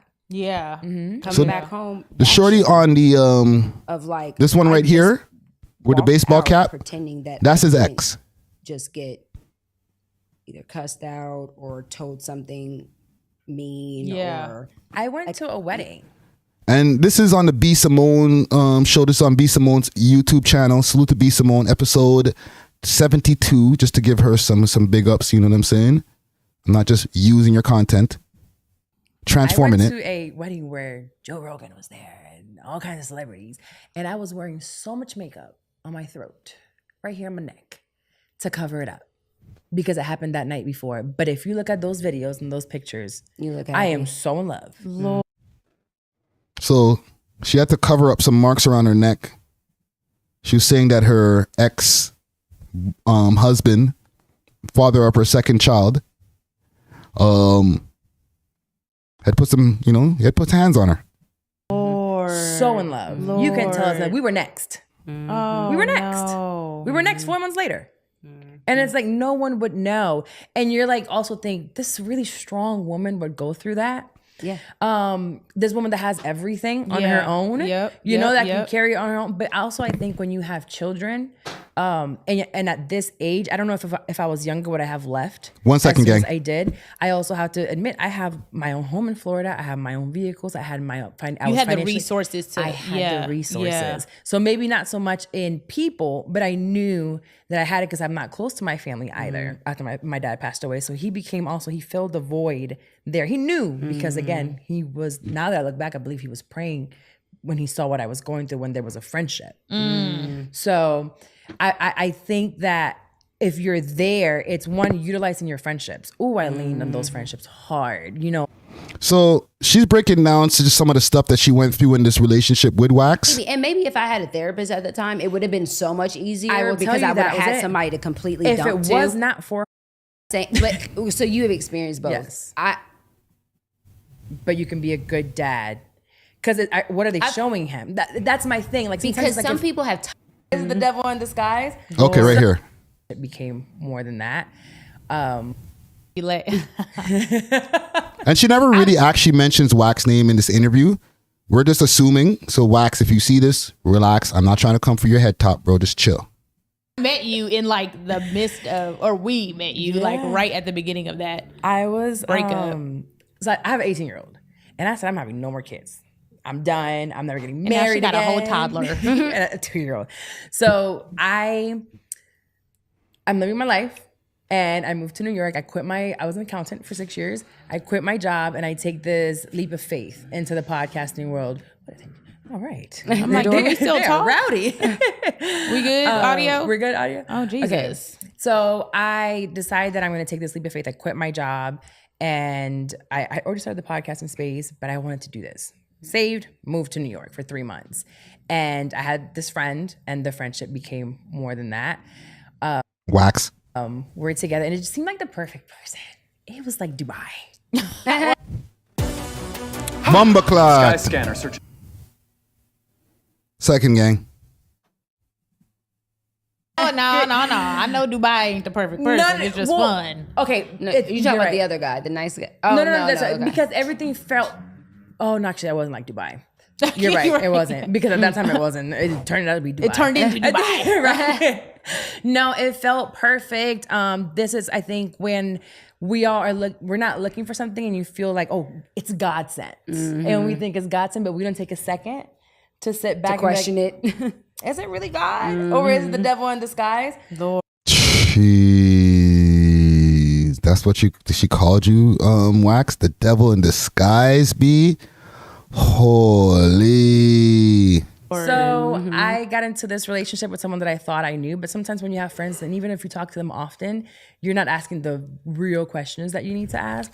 So it ended up being a very public relationship, and I decided to have another kid, and we went. Because you thought it was forever. I knew. Wow. So she don't have a third kid, right? So she's got 2. She has her 18-year-old, and she has another child. So without mentioning any names, she's basically saying this is Wax. I knew it was forever. And it wasn't a thing that I had an IUD in. That bad boy had been on for 15 years. I mean, I had to change it every 5 years. That's the listen. Not the same one. I They're getting into some real woman talk right there, the IUD stuff and all that type of stuff right there, gang. So listen, for the ladies out there, y'all understand. I understand too, but like they're getting deep. So we went to therapy. Right? I was already in therapy. I was already doing my work Together. for him. So when we got together, we gotta go to therapy right away because we're good now. So let's talk about this. My therapist knows me. I've always been saying I don't want any more kids. So we gotta talk about to see if this is gonna be a thing. My kid is about to be out the door. I want to be in Italy, tits out, hanging out, like living my life. Hot I've girl been a mom summer since I was 18. My whole life. So it seemed right, and we went for it. Pulled that bad boy out, and did it. Started the family, and everything changed. Right after the baby. Or right when you got pregnant. I had the baby. No. I had the most amazing pregnancy, I will say. Amazing pregnancy, but I was looking. Once I had the baby, we moved. He asked to move to Jersey. He worked up north. So I'm about to be a wife. Hold on. He works up north. Okay, they moved to Jersey. He works up north, meaning Wax has a farm up north. Okay. Upstate New York or upstate Jersey, or I don't know, but he has a farm where he spends most of his time. So that's where they're talking about where he works. Of course. And he has a podcast studio on his farm. I'll pick up my That gives me daughter. I'll chills. pick up That's my son. sucks. My other friend went through that. And sometimes we're so blinded by what we want versus what God wants Road to Success is more like Hot Mom Summer bars. for us. And I think I derailed a little bit. I was so strong back into church. I grew up in the church. I was born in it, and I went more towards what I wanted versus what God wanted for me, but he's still gonna make a way. So I move, bring the kids up there. The second I land into basically isolation, things changed. It was like literally A like light switch. Push the button, everything switched instantly. And I get asked all the time, like, why am I so public about it? And ever since I opened, and I still haven't even scratched the surface on speaking on everything, because I feel like everything doesn't need to be said. It's like, Okay, so we'll stop there. Oh, actually, no, we're not going to stop there because it gets worse. the people that get the message, they get it. If Are you've been there, trying to protect him? I feel like when you have kids, it's more of like protecting your kids because he did some foul stuff. Their Yo, Wax. you know what I mean? You You don't want to wild play in my at least G. for me. I don't. Yeah. Well, my kids have a relationship with their dad, Right. but I don't ever want to make. I don't want to. in your scenario, like that's everybody throws that word out all the time, and I hate it. Yeah. When I tell you I hate it, Narcissistic, I gaslight. hate it. Because that's Fall off, you cocker. It's impossible. Well, traits is one thing. Remember, Okay. period, point blank. It's not going to happen. And once that person knows you see them, it's a wrap. there's no going back. Nope. Anyways, I'm gonna stop it there because there's no timestamps. So she did mention in this same interview how he started smashing one of the interns, and I guess that could be one of the interns at his podcast. It could be a Brilliant Idiots intern, you know what I mean, over the Brilliant Idiots podcast. But he started smashing one of the interns and got her pregnant. So they got a divorce. And all that is just not a good look, Wax. Okay? But it's one thing to not be a good look for, you know, him and his own personal life, because in the end of the day, that's his personal life. That's his business. It's nobody's business of what Wax is doing and who he's smashing. But when you work for a gentleman like Charlamagne the God, that might be some things, you know what I'm saying? Because Charlamagne doesn't have the cleanest track record himself, with all due respect. Okay, he's had his share of, you know, dirt in the news, lawsuits, different things like that. Okay, he's got some smut on his jacket. All right, let me see if I could pull up a picture of all three of them. Back in the days, right? He's got a little smut on his jacket. So for him now to be around somebody who's out there putting hands on women's necks so that they got to be like putting makeup on during the wedding and all that type of stuff.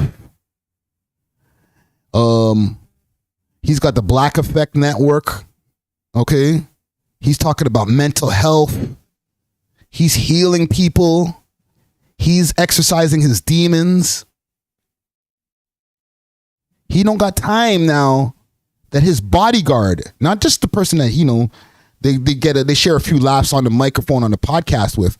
That was a new addition. That was like just extra that, you know, Wax would pop up and crack some jokes in here and there. Because in the end of the day, it's Andrew Schultz and Charlamagne the God.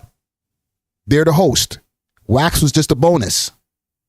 However, when it comes to protecting him and running around as part of his entourage, you can't have somebody in your entourage who deals with heavy infidelity, especially with him as a married, stable man now who's dealt with infidelity in the past. You know, abuse. Okay, I know we're on YouTube, so we got to tread lightly, but abuse in any type of way, whether physical, mental, or whatever, he can't be in a team with somebody like that. Okay, he can't be employing, not even just being a team like, yeah, that's just my friend that hangs around with me and he got the same amount of money as me. Like, no, I employ this gentleman to protect me. Okay, if somebody tries to get cute, he needs Wax to be able to pop out. You know what I'm saying? So now with this woman coming out and dropping these allegations, we'll call them allegations because we don't know if any of these have been confirmed in any type of way, with all due respect to her. But when stuff like this comes out, you might have to be like, yeah, bro, I don't know if we could hang out the same way we used to back in the day. You know what I'm saying? I'm rich now. You know what I'm saying? I think he's an executive over at iHeartRadio. Right? He's got equity in that company. He had his own show there on the HBO or the Comedy Network, one of those networks. Charlamagne's a big deal now. He's got to tread lightly. So for anybody who's been wondering where is Wax, okay, because there's people who are, you know, there are people who are concerned or who've been dedicated, you know what I'm saying? Salute to the comment gang, like mans were saying, like they watch Brilliant Idiots for 9 years or listen to Brilliant Idiots for 9 years. Sure, you wrote to success. Yeah, I'm definitely avoiding that Tasha K action, yo.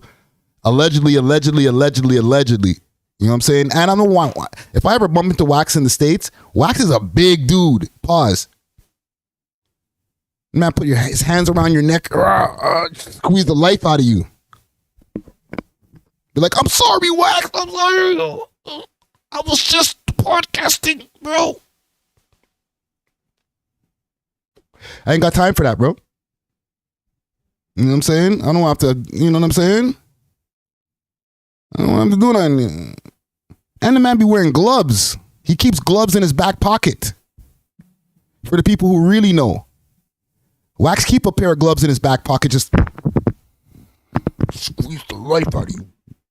What'd you say about me on your little YouTube live? Screw the lawsuit.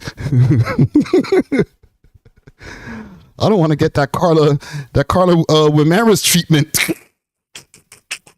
Holy.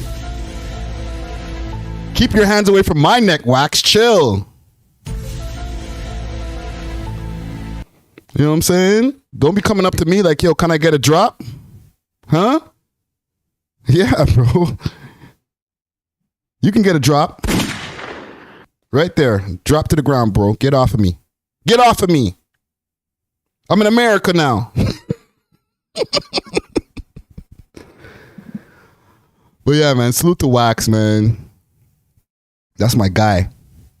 You know what I'm saying? Trust me, that's the bro. Okay. Let me get away from there before Wax comes to beat the crap out of me. Swamp Things. I'm going on longer today. We extend the clip today, yo. We extend the clip today.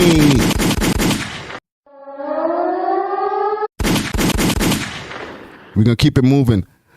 Swamp Things. Big up to Swamp Things. That's a YouTube site that I've been seeing pop up in my algorithms lately a lot. And not my algorithms, my analytics actually. When I go into the analytics to see other channels that our audience watches well, I see Swamp Things pop up. And I was like, you know what? I see them pop up regularly. Gang, do y'all know who Swamp Things is? The YouTube channel Swamp Things? Let me know in the comments. 1 for yes, 2 for no. Or you could just say yes or no. Let's see. They did a very interesting video the other day. On the Crip Mac. Mr. Crip Mac. There it is. And they did a video on an Asian gang over here. 2 Asian gangs. The Asian Assassins. And I don't remember the name of the other gang that was from Regent Park. But the video was amazing. I was like, this guy is great.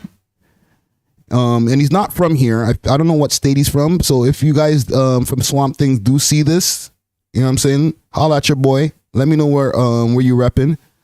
But I'm really, really entertained by these videos here. He did a great one on Crip Mac. Y'all know who Crip Mac is.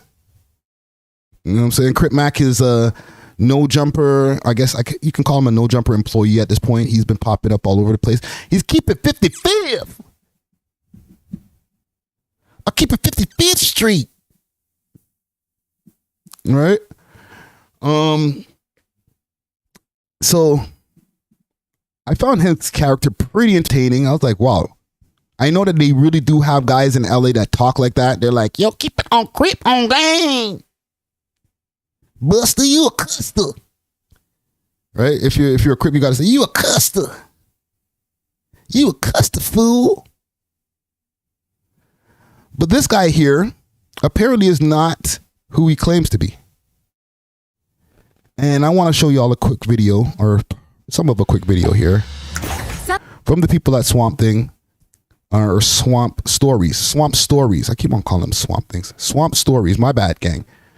And here we go. This video. Man, cuz whoever made that, you're 6 and 7 years. DMs were flooded. Okay. The other name, so let's just. I am. After seeing Crip Mac lie about his life story, diss me, and call out people that he's never met, I decided that I have to go in. After I dropped my original 55th Street video, my DMs were flooded with LA people telling me that Crip Mac is a complete fraud. Initially, I ignored these messages because I figured that it was just haters being haters. Keep it but once I saw that he 50-50. dissed me, I decided to look into it myself. What if Big salute to Swamp Stories, yo. I told you that everything Crip Mac has ever said was a lie and that keeping it 55th Street was never his life? Keeping or it shall I say, 55th. keeping it 55th Street? Enough is enough. Today is the day where Crip Mac This motherfucker right here, he woke up and chose violence once Crip Mac responded to him. Apparently, Crip Mac responded to his video of him talking about him. Like he did a review on him prior to this. Crip Mac wasn't happy. He said he didn't keep it 55th. And he's had some choice words to say about Swamp Stories in the Cam Capone interview. And Swamp Stories was like, oh, hell nah. Oh, hell nah. And he came will back never with a disrespect cannon. Swamp Stories again. But before we get into it, please make sure to leave a like and subscribe if you're new. You Cannons. can also subscribe to the second channel where a man named Trevor Hurd was of Rancho Cucamonga, California. If you're unfamiliar, this is where the movie Next Friday was filmed. No more locked doors! Gracias! But it's also where a young man named Trevor Hurd was born in February of 1993. Trevor Despite Hurd. living in the suburbs, life was not always peaches and cream for young Trevor. In fact, at just 2 years old, his father, Trevor Sr., moved out to Orange County. However, his young mother named Crystal was able to hold down multiple jobs and get them a house in the nearby Ontario, California. This quiet and They got Ontario, California too. peaceful cul-de-sac is where Trevor spent the majority of his childhood, far from the wild streets of LA. From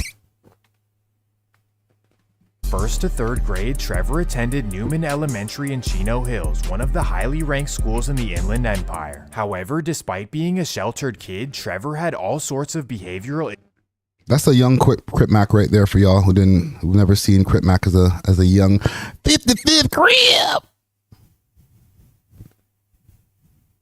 issues growing up. I mean, this kid was jumping out of the window, you know. Now, this guy does his research, okay? He does really good research because he found out about this guy's childhood life. No matter how much of a non-gangster he's trying to claim that, or a hood hopper that Crip Mac is supposed to allegedly be. Okay, I'll say allegedly because I got to go down to California and deal with them people at one point. He did say that he did have a troubled childhood, so he didn't leave that out. At 6 and 7 years of age, you know, to go out and explore and come back, and we had to lock the windows, and I'm sure he felt incarcerated, and I know that feeling. But all right. School hours away. However, after 14 months, Trevor was expelled and sent back home to Chino, California. So we put him in military. So he started in Chino, California, a suburb. School, and they did drills, they did academics, they did PT. He was up early in the morning, and he was disciplined for about 14 months. Very challenging on me. Hold on, what's this shit in the chat here? He is who he is. That's what had become. In the picture, he was a 15 Crip. Oh, don't worry, peace love. He's all kind of Crips. So the military school didn't help him at all. He got kicked out of military school. Kicked out of military. Friend. This would be a man known as Mr. Gary. So, okay. Trevor returned home, his mother already had plans to move to Houston, Texas with her boyfriend. This would be a man known as Mr. Gary, who lived in the suburb of Katy, Texas. According to CMAC, he didn't move to Texas until 2009 or 2010. So what Okay, so he moved to Texas in 2010. age was that you went to Texas? Hold on, god damn it. Oh, He can't remember. Don't worry, Swamp Stories got you. 2000, god damn it. 2009, 2010. Okay. That's a teenager on hood in Houston, See, that's what you got Swamp Stories for. He does his research. Texas. I did 2 years out there. I never graduated or nothing, but look, at least I went. Look. But according to his mom, he Entertainment says Gary Touch Crip Mac. actually moved there as a little kid. Oh, so he was there 14 months. Yeah. Pause. I want to say roughly 7 to 9. Oh, young. Yeah. Oh, okay. And then at that He was a point, bitty that's when baby. he moved to Texas. And that's when he moved to Texas. Home from work, Trevor's mom walked in on something she never thought she'd see. She walked in on her beloved Mr. Gary with a Brock Lesnar lookalike. As you would expect, this Yo. Hey, yo. did everything for Mr. Gary, and Trevor and Crystal moved in with Granny Bear in Katy, Texas. So, Mom Dukes' new boyfriend.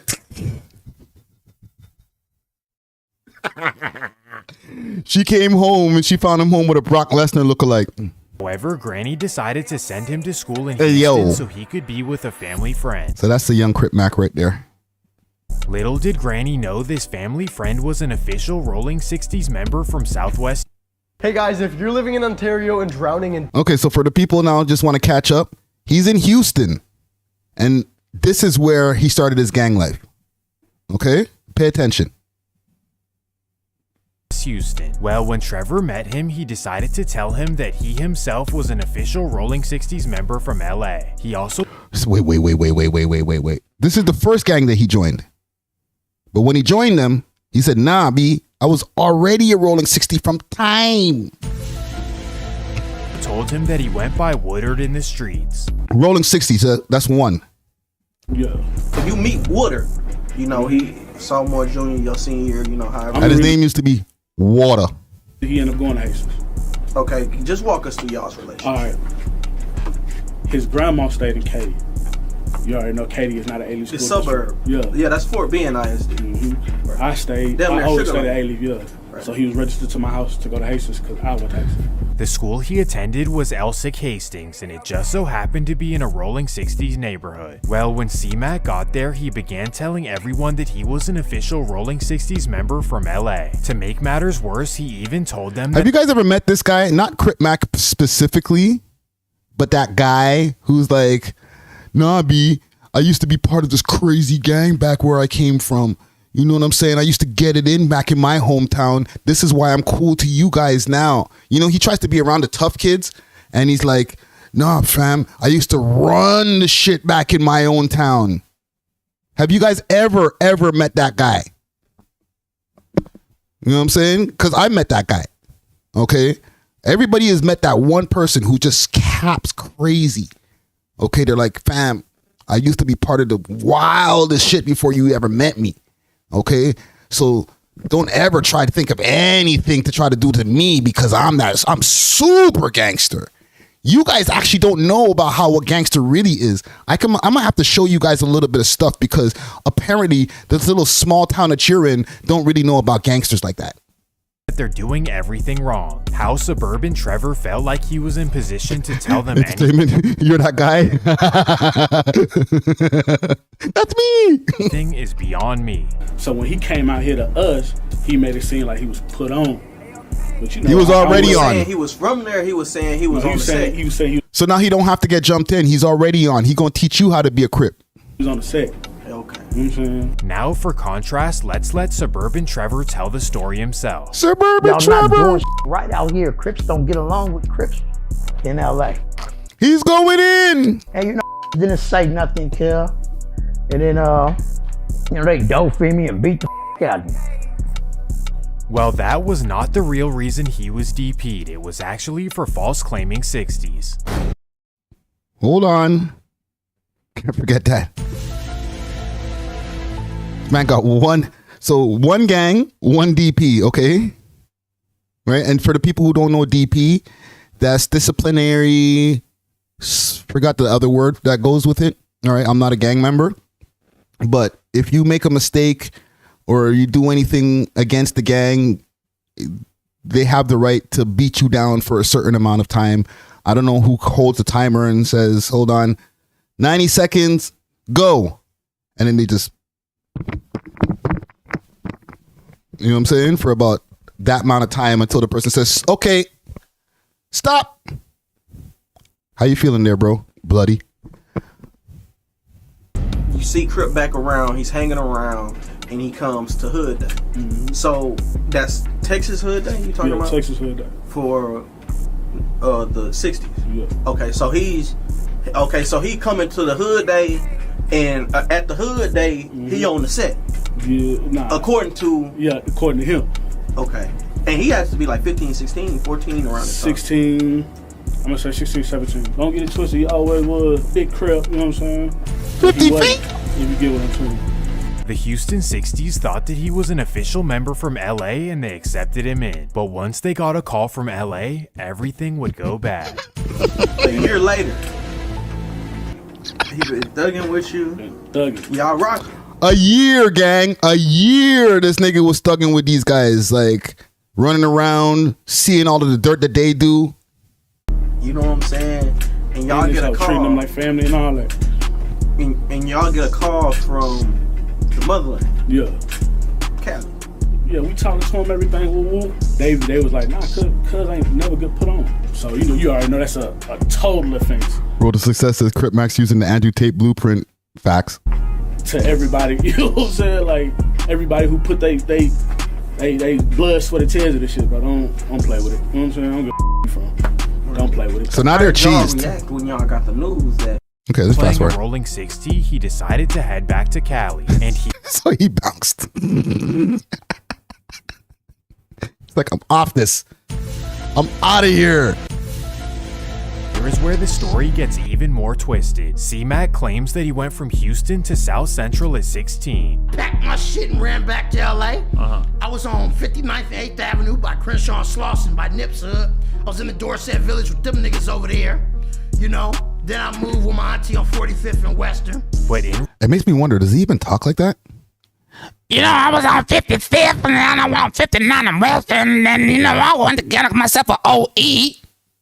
reality, C-Mac was living in Chino and attending Fontana High School. If you don't believe me, he actually said it on his old Facebook page, and he's in the class of 2011 yearbook. But just because he was living in the suburbs does not mean that he wasn't banging. In fact, he started his own hood. On December 22nd, 2012, Crip Mac officially started the Trey Chino Gator Crips. But wait, later that same day, he actually changed the name to the Trey Deuce Chino Gator Crips. I suppose. What am I seeing here? You started 2 gangs in one day? That's gang. That's gang. They moved the block over or something? I don't know. But here's how committed he was. He decided he would get them tatted on his arm. Well, it's actually not a they, because C-Mac was the Hold on, he already had a teardrop. Where you got it? How you already got a teardrop, my G? only member. Because of this, he had ultimate control, kind of like a Madden franchise. He chose Chino as the city, a gator as the logo, and green as their color. So from what I can't with this nigga, he's going in. Assume C-Mac would stand outside his cul-de-sac, wave his green rag, and wait for any devious soccer moms to roll down the block. No! But wait, just a week later, their name would change once again, now known as the 4 or 5 Chino Gators. Well, okay, so let's stop. Rolling Crips. Rolling 60 Crips, my bad. That's the first one that he allegedly was in. He said that he was in when he told the Texas guys. So he lied about the first one, but he got to join the second one. So he got to be a Rolling 60 2 times in his mind. Okay, 1 time for real. And then from there, he moved down to Chino. And he started the 45th something, and then he switched it. So now he's in. We got 4 gangs, 1 DP so far. Okay, let's keep it moving. This only lasted for 8 more days, as C-Mac then decided that he was a 5 deuce Hoover. Okay, 5 gangs, 1 DP. Okay, we're stacking up. This guy, holy smokes, bro! You've been on a lot of gangs. And he made up 3 of the gangs already on his own. He's the leader and only member of 3 of the gangs. Okay, the latter. Whole neighborhood card. Yes, in 2012, Crip Mac claimed Hoover and dissed the whole neighborhood card. If you ask, oh, you mean the guy who has Hoover Killer on his forehead? He was a Hoover Crip too? Shit, I'm running out of fingers. 6 gangs. 1 DP. Jesus Christ, bro. You're a gang whore. me, that's not keeping it nifty on 50s. It's not. His life as an internet Hoover would not last long, as now he was on to claiming different. This nigga called him an internet Hoover. hoods. On January 24th, Here we go. One more. C-Mac was invited to a party hosted by the Trey 57 Pomona Crips. Trey 57. Just 2 days later, C-Mac is on Facebook claiming Trey 57 and dissing their opposition. 7 gangs. Crip Mac is like the Tiana Trump of the LA street. 1 DP. But wait, we're not even in the LA chapter of his life yet, and from here it only gets worse. Before going to LA, C-Mac would claim one more made-up set, the 7-1 Chino Villains. Well, this did not 8 last gangs. long, and now he was on 1 DP. to his next venture, rapping.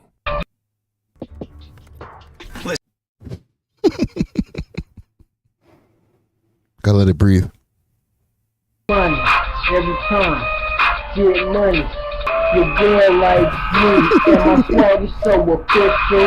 At this point, he's already 20 years old. The man's been in decided to let him in. So in August of Okay. I almost missed that. I almost missed the gang. We got to go back 1 second here. So by 20, he's done 8 gangs, got DP'd once. Okay. We got to keep track here. All right. There's a lot of gangs to keep track of. Not a lot of gangs, but a lot of, what would you call that? Memberships or enrollments? Yes, enrollments. He's been enrolled many times and then got to come back. Got to run it back again. 2013, Crip Mac officially joined the Rolling 60s. 9. At 20 years old, his lifelong dream had finally come true. Okay. Crip Mac had made it out of the suburbs and into the streets of South Central. So the 9th gang, he finally in real life got to be in the one that was the number 1 that he originally lied about. Allegedly. You know, according to Swamp Stories. This could all be cap. Crip Mac could be keeping it super extra 55th Street.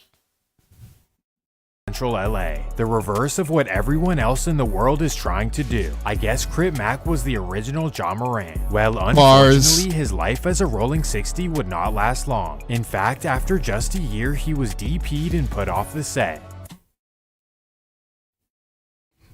Bro,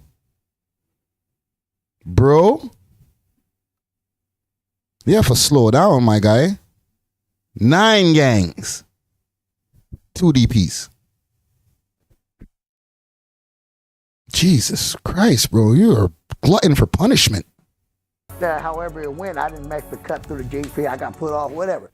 His dream life was now over with. He literally tried everything possible to become a respected member of something. He then sad times, hard times. Decided to move to Vegas with his mother for the next year. But after a year in Vegas, C-Mac returned to South Central LA as he decided to give banging one more try. Let's go, C-Mac. Sometime between January of 2015 and 2017, C-Mac was officially put on to 55th Street. This means that he was put on between the ages of 22 and 24 years old. Regardless, from this day, it's been 55th Street ever since. Why they'd accept an applicant like him who's been tossed around, I don't know. After a year of being a 55th Street member, C-Mac was arrested and sent to jail for stealing a bike. One arrest. Actually did 2 years in prison. Program time 5. Well, after being released, That's stripes right there, bro. You got arrested, bro. Niggas, you're a gangster. So we got 9 gangs. Facts. Yo, I can't make this up. I wish I was lying. Okay, I didn't even want to find this. I didn't want to find this. Okay, what is it? 2020. Now he's in his 10th gang. 10. 2 DPs. 1 arrest for a bike. You know what I'm saying? What a life. In 2020, he returned to LA with content creation on his mind. At first, it was simply funny videos that caught people's attention. I think, okay, right here is where we're pretty much caught up. Okay, I'll stop there. Okay? Boy, Swamp Things. I don't know what this man said about you guys. Or actually, I do know what he said. I heard what he said. Hold on, let me get a proper thummy. Oh, this one's perfect. shocked because they didn't even. I don't know what he said to really get under this man's skin, but this video is great, bro. The research done in this, amazing. Pretty much after this, he goes on to talk about the whole No Jumper stuff and how he joined the No Jumper team, and we can end at the 55th Crip gang that he's in now, that he's like claiming 55th. All right, we could stop there. Yo, we got a good set of people in life. Smash that like button, please, for anybody who's just pulled up. You know what I'm saying? We out here on a Friday afternoon cooking up content. You know what I'm saying? What y'all think of this, gang? Do you guys know a Crip Mac type? A man who's hood hopped, who's been in like maybe not 10 gangs. 10 is a lot. All right. But maybe 4 gangs? Possibly? Because they're out there. And this video here, it has, how many views it got on it right here? What the boy working with here over in Swamp Stories? 9 days, 568,000 views. Big salute to Adam 22. Because in the end of the day, he always lands on his feet. You know what I'm saying? He's like a cat. Okay, he always lands on his feet. But he's got to do a different vetting process over there, because there is a point in this video where he's like, because part of whole Crip Mac's whole thing now is like he talks tough. He's a quote unquote reforming gangster, but like, he's offering a lot of fades. You know what I'm saying? He wanted to fight Bosco 100. What's it? Bosco 100 or Bosco 300, whatever his name is. Bosco. You know Bosco, right? Blood nigga, be on Vlad TV. He wanted to fight Blueface. Blueface, baby. There was a thing about Blueface here. What's this thing about Blueface? Here, right here. I'm a play ball Crip. I really do this shit in real life. My Cripping is more legit than kill. I'm just gonna keep it like that. If I ever like that. This is where he talks about Blueface. Watch this, gang. Real legit. Blueface, baby. Blueface is no. Yeah, break Blueface is no. Now everyone was worried about what would happen if Crip Mac ran into Blueface. But what we must remember Y'all ready for this? is that deep down he's still Suburban Trevor from Chino Hills. This is what actually happened when he ran into Blueface. Blueface, baby. Blueface, baby.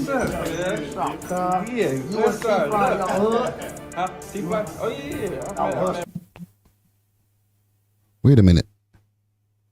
I thought you was gonna break his nose. But wait a minute.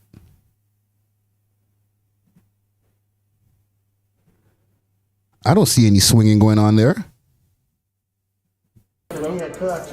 Maybe it was after the cameras went off. He was trying to keep it 55. You see the 55 on the back of his head? He's keeping it 55th Street. And salute to the 55th Street. Real gangsters over there, okay? I don't want no smoke with y'all, okay? For real. But you might want to peep this Swamp Stories thing. It's kind of detailed. The man's bowing. The man turned Chinese. Holy. You may be wondering why C-Mac didn't keep the same energy, but this might be why. No. Swamp Stories, stop. Stop, bro, stop. Rewind. Happened when he ran into Blue. My boy,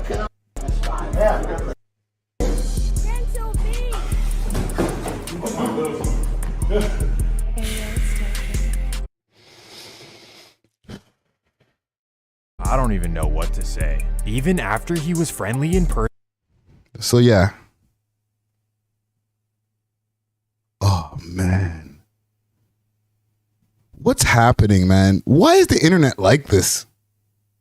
I'm telling you, somewhere in 2017, 2018, a vortex opened up and just everything just pooped out. It wasn't like everybody just emerged. Like they all emerged as adults. They weren't even children. They just came out and they were ready to influence. You know what I'm saying? And then maybe the vortex closed or something, but like at that point when it just opened up, and I'm telling you, Lil Tay, Vicky, Crip Mac rolled out there. That's 50 feet. All just this, a bunch of shit, just all came out of that vortex into the world that we are watching now. I'm telling you, fam. We might need to go check on that and make sure that it's closed and no more like trash is just flowing out. Entertainment said, "I was chill." That's the homie. But yeah, I'm gonna leave that alone. But a lot of people came out of that vortex. It was plentiful. Okay, and they're all here now, just inhabiting the internet. Well, some of them are capping. They're faking their deaths. They're faking their sets. The man, it was 10 sets. 2 DP. No, he got 3 DPs because remember, he got DP'd by the 55th. Right? That was recently. Y'all remember that one for the people who follow the No Jumper universe. You know what I'm saying? So let's see. What's the score? 10 gangs. 3 DPs, 3 arrests. Okay, because after the bicycle, he got arrested for, I think, a burner. And then I think he got arrested again. And this is during the time he was now in the No Jumper universe. Okay, so he's keeping it super gangster. And I don't know if there was a burner involved. I'm just speculating. I don't remember, but he got 2 more charges over his crippin' time. So he's been in 10 gangs, been arrested 3 times, and has been DP'd 3 times. That right there, if there was a gang record, bro, you are the triple double of freaking gangbanging, my nigga. Holy, give this nigga an air horn for real. This nigga scored a triple double gangbanging. What the heck? How you do that, bro? This nigga's the LeBron James of gangbanging. The Steph Curry, may I say. Or is that the other way around? I don't know. Is that a bad thing? You know, if you want to be the best gangbanger you can be, join as many gangs as you can. No? I'm asking you a rhetorical question. I know the answer to that. Don't worry, gang. I'm not stupid. I've been out in these streets. You're not supposed to join multiple. The more gangs you join, the more gangster you get. Right? Don't worry. Just keep on joining more gangs. And that's going to up your gangster scale, your street cred so high because you've been in so many gangs, you know everything about Crippin'. Like Tekashi. Tekashi was in like 2 gangs. Wasn't he a blood? And then he was a Crip, then he was a blood. So see, he knows how to do it. He's following the methods. Right? Join as many gangs. Okay, so comment gang. If we're gonna go by Swamp Stories and the research that they've done and what Crip Mac is doing, for all you I'm not going to say for you youngins out there. I'm not trying to give you all no lessons. But if you really want to be gangster, then you got to join a lot of gangs. Instead of like only being in one and keeping it loyal, keeping it 50-50, you got to be in like 20 of them. And now you're a gangster. Once you pass 10, you might be a quadruple OG. Listen, salute to you, Crip Mac. Just be yourself, bro. You know what I'm saying? He seems to be a good content creator. Right? He's fixed his cadence into a way where he talks like this all the time, and then he just ain't real crippin' like me. Right? Run with that, fam. Be a voiceover actor. What are we talking about, bro? Holla at me. I'll show you how to get a bag, fam. Let's go, man. There's another thing that these guys were talking about too. I'm gonna stay on Swamp Stories. Asian. Come on. I'll put Asian, that's why. Ta-da. Asian assassins. How they became Toronto's most feared crew. Are y'all onto this? Am I putting y'all onto something new, or is somebody in the comment gang? Let me know if you have been watching any of these Swamp Stories. Okay? Let them know that I'm reviewing some of their videos. I don't want them to be like, yo, what the hell? Copyright this guy. No. We transform the content. Car designers can shape a piece of clay into a... But I'm doing this more as a salute to these guys, and just because I like the content, I'm like, damn, I found me a new channel to watch. So they took it to the 6.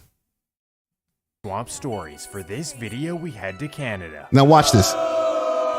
Wait. I know no one cares about Canada. Fam, you see, we're here. We're messing with you heavy over at the We Love Hip Hop Network. You gotta be easy on the Canada slander, bro. You don't want to be DJ Drama, okay? We mess with you. Next video, just be easy, fam. But he explains it. I'm just playing. Not even Canada cares about Canada, but this video... He said not even Canada cares about Canada. Actually pretty good, so give me a chance. I kid you not, the video will blow your mind. Okay. Before we get into it, make sure to leave a like. Apartment costing $2,500 a month. So he just breaking down what it costs to live over here. And most importantly, they disguise public housing. And just like America, public housing can often be neglected in centers for all kinds of illicit activity. For Toronto, no area holds more public housing than the one covered in this video. The story begins in Chinatown, but specifically a neighborhood called Alexandra Park. The area consists of 3 public housing complexes historically known for Chinese and Vietnamese residents. For most of its history, the projects were pretty peaceful, so police never had to focus in on Alexandra Park. But little did they know the projects were a stronghold for the Triads, a worldwide crime organization based in China. The Triads had... Yo, listen, y'all better chill for the people who are out there in Toronto. I'm not trying to unhatch no shit, nothing like that. Like, we're just breaking down a video. Structure, rules, and strict regulations. They kept everything secretive, and most importantly, they disguised as regular civilians. In order to be a part of the secret society, you had to go through a vetting process and to prove your ultimate loyalty. Made Triad members often lived an abundant lifestyle, but they had to go through a very, very long process. A young man named Michael Nguyen, and he always had 3 friends by his side. These would be Terry Nguyen, Kuelith Chong, and Rowan Atkins. Y'all know who that is. Together, the 4 began getting money the only way they knew how, running inside people's houses. I told y'all I got a good video for y'all. I ain't gonna let y'all down and bring y'all some trash.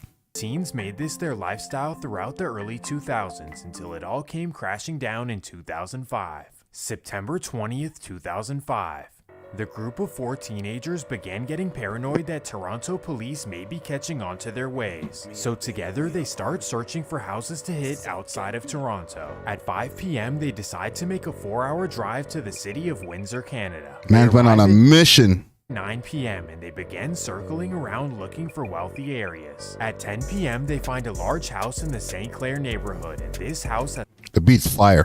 No cars in the driveway. So together the 4 get out of the car and rush to the door. Boom! They kick it down and run inside looking for closets. As they scour through the house, they notice a couple under the sheets in the master bedroom. So they direct them onto the ground to make sure they don't die. Okay, that's a little bit too much graphic stuff. We're gonna stop right there and fast forward. We ain't gonna all get monetized on the video there, Swamp Stories. To 2.5 years in prison. Once this was revealed, the Windsor community was pissed, but the judge decided to stick by his morals. So they got caught. After the sentencing, the judge named Bruce Brown told them this: "Where you go from here is up to you, but you need to take this to heart." So they got caught back then and they let them go immediately. They're little kids. They didn't know what they were doing. You know what I'm saying? We don't want to destroy their lives. This is a very young, early case for Rolex Homie and them. You know what I'm saying? Well, by 2008, the 4 men were back in Alexandra Park. And by all accounts, the young men took nothing the judge said to heart. In fact, when they got home, they were worse than ever before. In 2008, Michael Nguyen decided that he wanted to start a gang. He was already a leader amongst his peers, and he wanted to take this into his own hands. His goal was to be a feared leader in Toronto, the kind of guy that nobody would mess with. He named his crew the Asian Assassins, and he began recruiting from within Alexandra Park. From 2008 to 2011, the Assassins got larger and larger, with more and more young men. I'm not gonna lie to you, I had no idea of this. From the projects joining along. And I've been here the whole time. By this time, the Assassins were not the only ones in Alexandra Park. The Project Originals, also known as PO, had formed their section as well. The Assassins were pretty much... Ta-da! How PO got its name. Project Originals. Listen, fam. I feel like maybe it's because I'm an export or import or whatever you want to call it. You know what I'm saying? And salute to Road to Success. That's that. I'm more west of there, or I represent more west of there. We're in Parkdale. You know what I'm saying? Parkdale's my residence. I'm the president. I'm a dirty man. Right? Down the road. Okay, and I understand that this is right next to Chinatown. Obviously, there's gonna be a heavy Asian influence when it comes to even the streets and stuff like that. But bruh, holy. The Asian side, and PO was pretty much everyone else. Usually having 2 sets operating within the same projects can be a problem, but that was not the case. For Alexandra Park, everyone from both sets grew up together and they were the best of friends. On top of this, the Project Originals were already knee-deep in a vicious rivalry. For years, they had already been going back and forth with a set called the Sick Thugs. These guys are located in Regent Park, another set of projects just 12 minutes away. They're getting deep in this right now. Pause. Coincidentally, Regent Park had the same dynamic as Alexandra. The Sick Thugs were the mostly non-Asian guys from the projects, and their Asian friends had their own set as well. This would be Chin Pack, a group of guys with a similar story and similar motives. So, Asian Assassins, Chin Pack. Okay? Listen, we're getting deep right now. The Crip Mac story was fun. This one, it's getting sticky. For a couple of years, Chin Pack and the Asian Assassins tried to stay out of the PO versus Sick Thugs beef. But with this dynamic, things were eventually gonna fall apart. In November of 2011, a Chin Pack member fought a PO member in jail. This was... Our worlds revolve around food. Bunyard. Crossover incident, and it definitely messed up the entire dynamic. Both Chin Pack and the Asian Assassins had vowed to stay out of the PO versus Sick Thugs beef. And this small incident sadly opened the floodgates. Just a few months later, in March of 2012, a Sick Thugs member fought an Assassins member in Toronto jail. So now what used to be Sick Thugs versus PO was quickly becoming the entire Regent Park versus the entire Alexandra Park. That's how that started. At this point, for the Assassins and Chin Pack, it was all jailhouse squabbles and online disses. It gets mucky.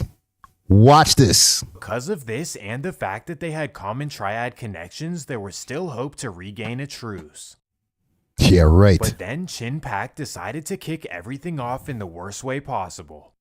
November 11th, 2012. It's a late Saturday night and a group of Assassins members happen to be out partying near the University of Toronto. At 12:45 a.m. This is where things go super left. Koella Chong leaves the pub and walks across the street to a restaurant. As he's crossing the street, a car full of Chin Pack members rolls by. Once they notice him, they hop out and make a devastating decision. The incident shook everyone up, and the neighborhood had never seen anything like this. The beef was on. The Asian assassins were now out for revenge on Chin Pak. December 31st, 2012. Okay, and back and forth they went, okay? From 2012, it just went crazy, okay? Peep this. It's your typical New Year's Eve celebration in Toronto, and if you know anything about Toronto, they party like crazy. Well, on this night, Chin Pak are out together at the government nightclub by the water. At 11 p.m., Chin Pak arrives to the club with nothing but partying on their minds. Little do they know the Asian assassins have the same plans for the night. At 1 a.m., y'all remember government? To the club, but that's when a member notices Chin Pak in the corner. So instantly, he taps on his fellow member's shoulders and tells them to roll. They instantly leave the club and head to their car across the street. They realize that this is their chance to get revenge, so they wait in their car. 2:20 a.m. The club begins clearing out, and that's when the assassins get ready. 2013. It's another. Thankfully, Jerry was over the car. 2:20 a.m. The club begins clearing out, and that's when the assassins get ready. At 2:24, they notice a member named Jerry Fan leaving the club, so that's when they get out of the car and sprint across the street. Thankfully, Jerry was okay, but now Chin Pak knew that they needed to watch their backs. From this moment, they began moving low-key and staying about 20 minutes away from Old Toronto. That takes us to Richmond February Hill. 23rd, 2013. It's another freezing cold Saturday night in Toronto, and that means that Chin Pak are out somewhere partying. One thing I wonder. Okay. And standing right in front of him. And watch this. Night they happen to be all the way out in northwest Toronto, 30 minutes away from home. Because they're so far Woodbridge. away, the members are partying freely with no rivals on their mind. Little do they know, someone had given the rivals their location for the night. At 1:15 a.m., Chin Pak's Tony Nguyen leaves the club all wrapped up in jackets. As he shivers his way to his car, he notices two men standing right in front of him. And before he can react, after doing this, the two men got in their separate cars and returned to Alexandra Park. The next morning, they returned the rental cars to the airport, which Watch probably this. wasn't the smartest thing to do. This is because Toronto police had access to surveillance footage with the license plates. So later that same day, the police made a visit to the rental place. Back then, the surveillance was heavy. Back then. They Imagine asked them now. for documents about who rented two Dodge Caravans the day before. Somehow, the rental place told police that they had lost the records of who rented the cars. Don't know what happened, man. Two guys rented the cars and for some reason can't find those records anywhere. Stacy, do you know what happened to those? Don't know. No records here. A little suspicious, huh? Either way, the members were able to get away with this. She lost the records. After this incident, the Asian assassins' This guy is the one that they want to take out. He's the leader, they said. name began ringing around the city of Toronto. Specifically, Michael Nguyen became a feared character as he I remember was the seeing his leader of this face wild on the news and group. stuff like As that. you would imagine, with this kind of notoriety, he was at the top of the Chin Pak hit list. March 30th, 2013. It's a regular day in the life of Michael Nguyen as he heads to the Yorkdale Mall to spend some money. Why? He walks around, buys a few things, and then heads to his car at 7 p.m. Parked right next to his car is a gray Chevy Malibu full of Chin Pak members. Once he approaches his car, the men hop out and bam. Bro. The loss of Michael. And listen, this keeps on going back and forth until basically these guys, like this one right here, To the community. But then came the winter when everything heated up. December 6, 2013. like they chilled out for a second. They're talking about One here. of the members double parks out front. Michael Kwan is pumping gas on Lakeshore Boulevard. While he's at the pump, a blue Subaru full of Chin Pak members pulls beside him. And before he can turn around, bam. Thankfully, Michael was okay, but this definitely woke up the assassins. The beef was back on, and that takes us to Christmas Day 2013. It's early Christmas morning, and it's Chin. So these guys chilled out for a second. Okay. Here's one question I have when I watch this. Why do these guys who have so much beef go out and party and shop and do all of these public things. Okay? Me as a podcaster who has minimal internet beef, don't like being around too tough outside, just being outside, just doing whatever.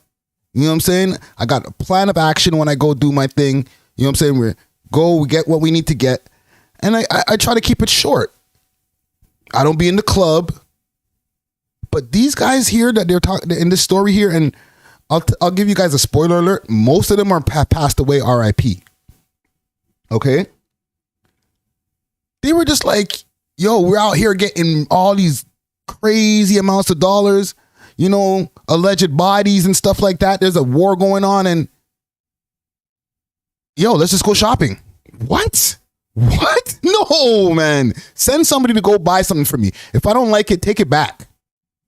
Impact member named Dai Nguyen is in his driveway putting presents in his trunk. His plan is to surprise his family on this joyous day. Well, little does he know an Asian assassin's also remember, we didn't have eBay like that back then. Member is parked across the street. So at 8:30 a.m., the member hops out of his car and runs up to the driveway. Dai Nguyen was hit 14 times, but thankfully he was rushed to the hospital where they saved his life. These motherfuckers are resilient. There's about 3 of them in this story that got hit mad times and they were like, oh, still alive. Bring him to the hospital. He's good. And thanks to doorbell cameras, an Asian Assassins member named Jamie Dang was arrested 2 days later. For Dai Nguyen, the situation understandably no one. So there's a wild one that comes up right here after this quick ad. So you know he got this monetized. Salute to him. Because they're talking about a lot of wild stuff in this.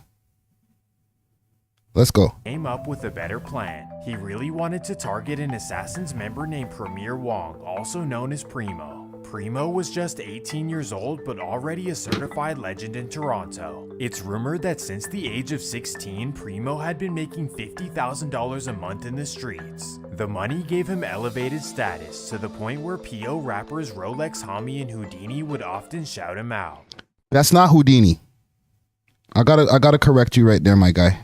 1 second. Made him a major target for the rival side. Primo knew this was the case, so he moved legend in Toronto. It's rumored that since the age of 16, Primo had been making $50,000 a month in the streets. The money gave him elevated status, to the point where PO rappers Rolex Homie and Houdini.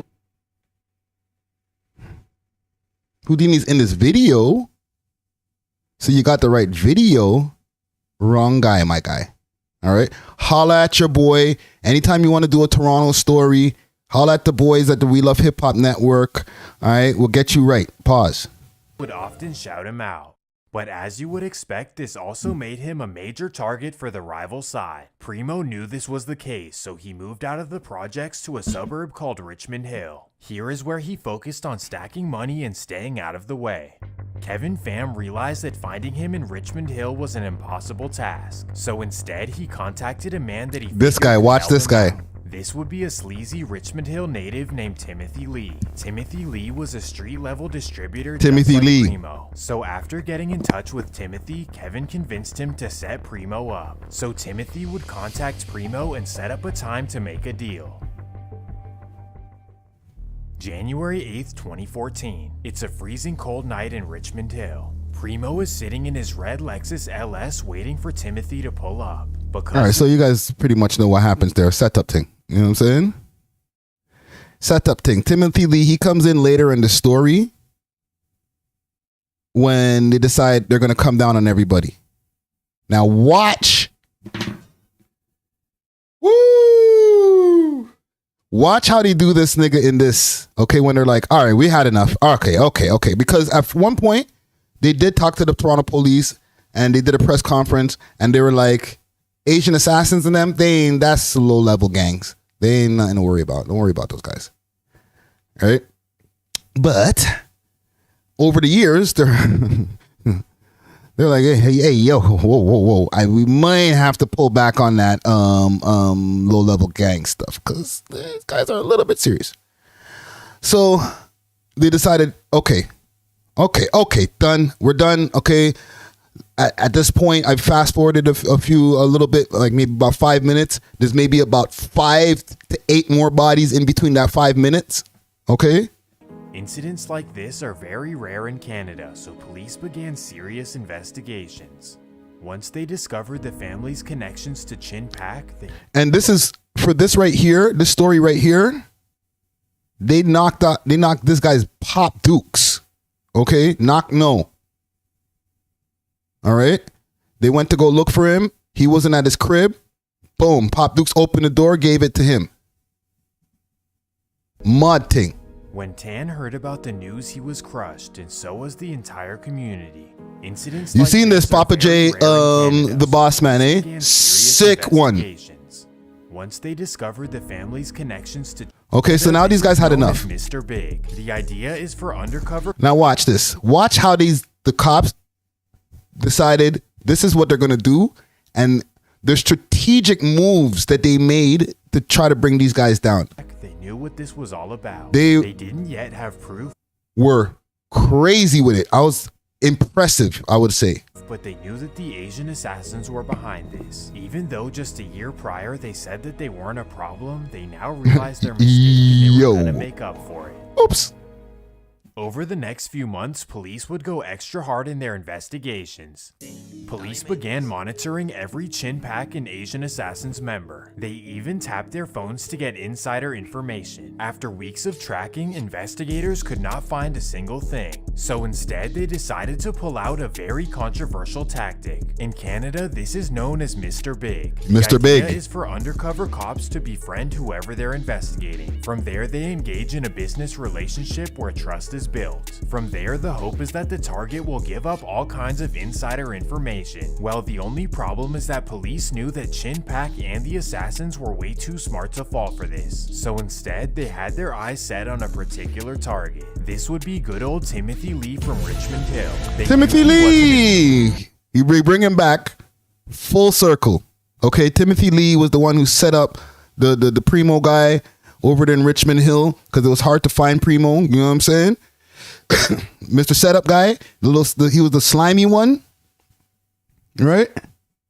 Chin Pak member, but they also knew that he had some very valuable information. Well, after tapping his calls, police He was never a discovered member. Conversations between him and his girlfriend discussing designer clothing. From there, they learned that his girlfriend worked at Michael Kors and loved fashion. So Follow this. what they did with this was pretty interesting. They decided to send a female undercover cop to Michael Kors during his girlfriend's shift. Long story short, the undercover cop walks in and begins talking to Timothy's girlfriend about clothes and whatever else. The undercover cop then pretends to be so impressed that she offers her a job. From there, the police gave her a fake job as an international concierge. They actually set her They gave her a fake job as a concierge.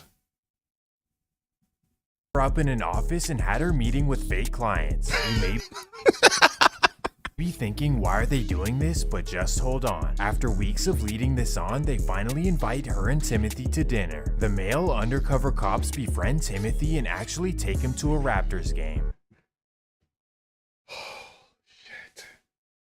So they set up a fake office for his girl to work at with fake clients. Okay? Employed the girl. Not him. Employed her. Right? Yo, your girl got a new job, B. Yo, high five. And then took them to a Raptors game, got them nice and cozy. Then let's eat some dinner and talk. After building this relationship, they reveal to Tony that they're a mafia. But first they explain to him And then told him that they were the mafia. Holy. Listen, I don't want to give them no props, but Jesus Christ. That's brilliant. that they need to gain his trust before they elaborate. This is a trick of reverse psychology that they hope pays off in the end. Well, after Timothy proved his trust, they officially inducted him into the mafia. They made him a member. Holy. Good for you, Timothy. They even paid Timothy a large monthly salary. He figured that his old life was in the past and now Monthly salary. So not, oh, they made him a member for a few weeks and they're like, okay, we got all we need. No, monthly salary. So they kept him a member for months. He was living good, but the whole time these so-called friends and bosses were Yo, they got Gunna and Rick Ross faces on the cops. Sick when you do that, Swamp Stories. actually trying to get information. So a few weeks in, they began asking him questions about his previous life. It took a while, but he actually began opening up. They used the fact that they opened up to him about their mafia as leverage to get him to open up about his past. On top of he can't even win. I'm sorry, fam. That's the most brilliant shit I ever heard. He can't even win. He thinks, yo, these niggas spent so much money on him, got his girlfriend a job, and then told him he's in the mob. Why not? Yo, fam, I got a few parties here. Yo, bro, I used to be part of these gangs, bro. Oh, man. How could he not trust them at this point? They gave him a rollie. this, they even bought him a Rolex watch to speed things up. Eventually, Timothy Lee gave up everything. And I mean, everything. Listen, I don't condone of what he did, but he doesn't think he's snitching. He's living good right now. Like, this is just baffling. Like, fam, they made the man a part of their gang. Why wouldn't he be like, yo, fam, yo, love you guys. Yo, my girlfriend's employed. Yeah, I got 2 bodies soft. What else? What are we doing tomorrow? Timothy told the undercover cops everything about the Asian assassins in Chin Pack. You didn't have to tell him everything though, my guy. Kevin Pham were the ones responsible for the loss of Primo and his girlfriend. You didn't have to tell him everything though. One of the biggest takedowns in Canadian history, May 29th, 2014. Operation Battery. In one day, 53 raids took place in Toronto, Then that's when it came down. Timothy Lee, bro. In 94 arrests. Timothy was taken into custody by the same men who just bought him a Rolex. Sucker. The large takedowns pretty much wiped out 80% of everyone involved, and it actually brought peace to the city of Toronto. This gave Watch this bald head fool. police and the entire community hope that the rivalry had finally come to an end. But the Assassins members who were left over... So, okay, for the rest of this, there's a few, like, listen, they wiped out basically almost the whole gang between the two of them, plus the arrest. Like, as far as like with them just trying to murk each other, like they cut mad bodies in this thing. I was like, oh. Like one of y'all said in the comments, Juicy Hamburger says, this is a movie, fam. Yo, when I was watching it the first time, I was like, what the hell? Where was I? Like, I live here. When did this happen? Like, Jesus, Murphy. So, yeah, I felt like I was watching something that was like a made-up story that happened somewhere else. But nah, this happened in our own city. I was like, whoa. But basically, at the rest of this, they almost took out each other, basically. Right? All of the big heads, the more top members of the gangs, they basically just murked each other out. And then the boy them came, and like you see in here, they took out mad members and put them in jail. You know what I'm saying? Yeah, he's like, well, I was busy on road or doing something. I might have been in the office these times. I was in the office these times, so maybe I wasn't keeping track of the news like that. But they pretty much try to wipe out the rest of the gang through arrest and stuff like that. And then there was a few members left over that these guys had to just finish the job with. And they wiped out a few more members, and pretty much it ends there. Where I'm like, holy smokes.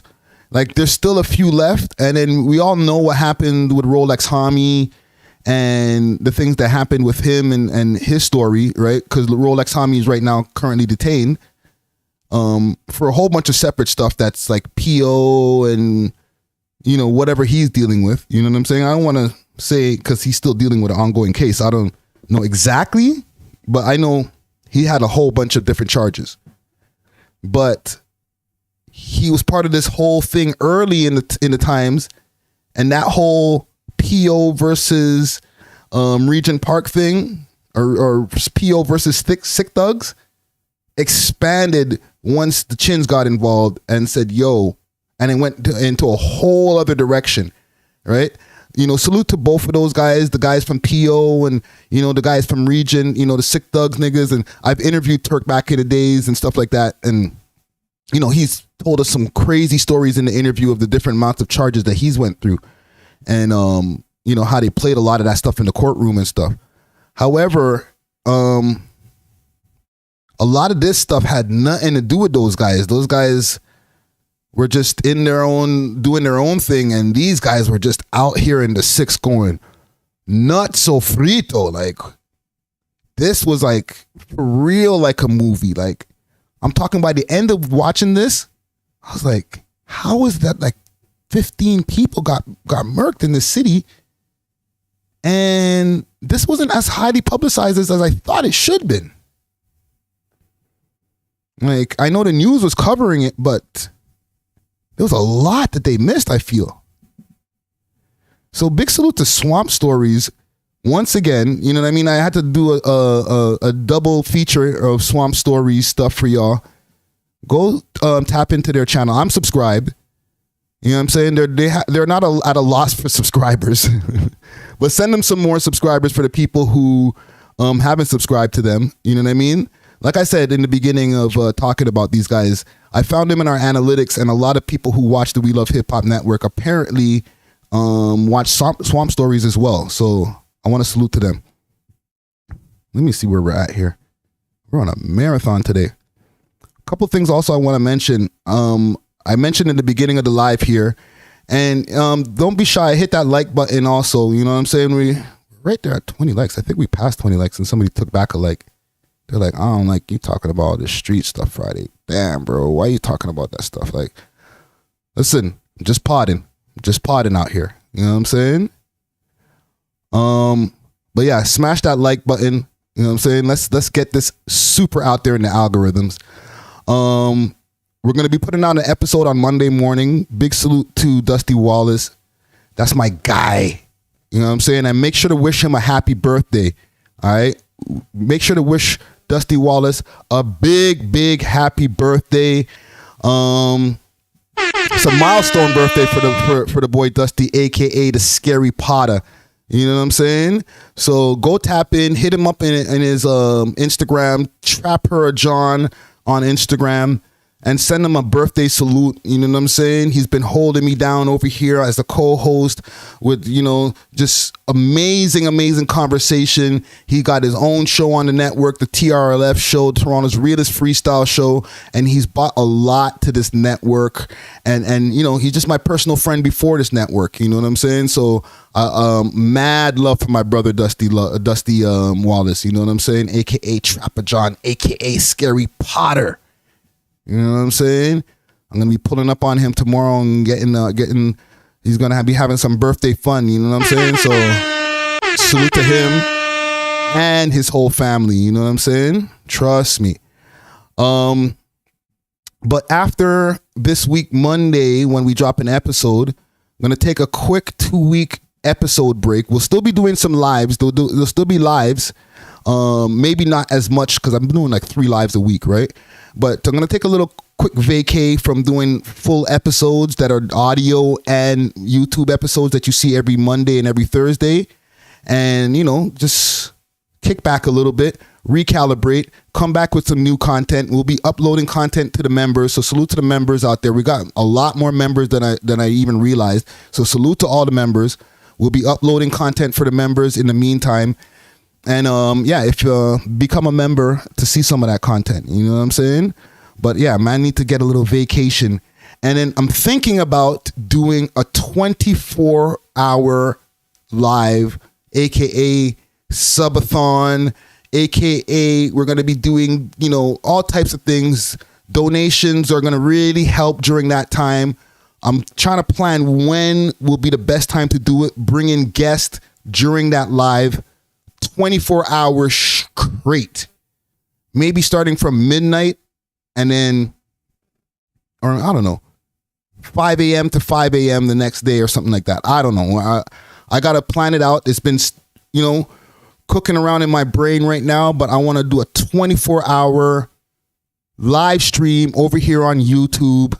You know what I'm saying? Have different sponsors come in, have different people come through and just do a marathon on this. You know what I'm saying? Salute to all the people who be tuning into these lives as well.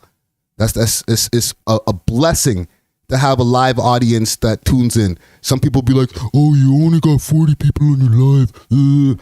So what? They're the best 40 people. You know what I'm saying? So run up. Sakamada. Anyhow, I got one more topic for y'all. Because I keep on leaving this topic. And we're about 2 hours and 40 minutes in. This is a marathon today. You know what I'm saying? And I'm going to be popping out later on today to do some vlogging. Yeah.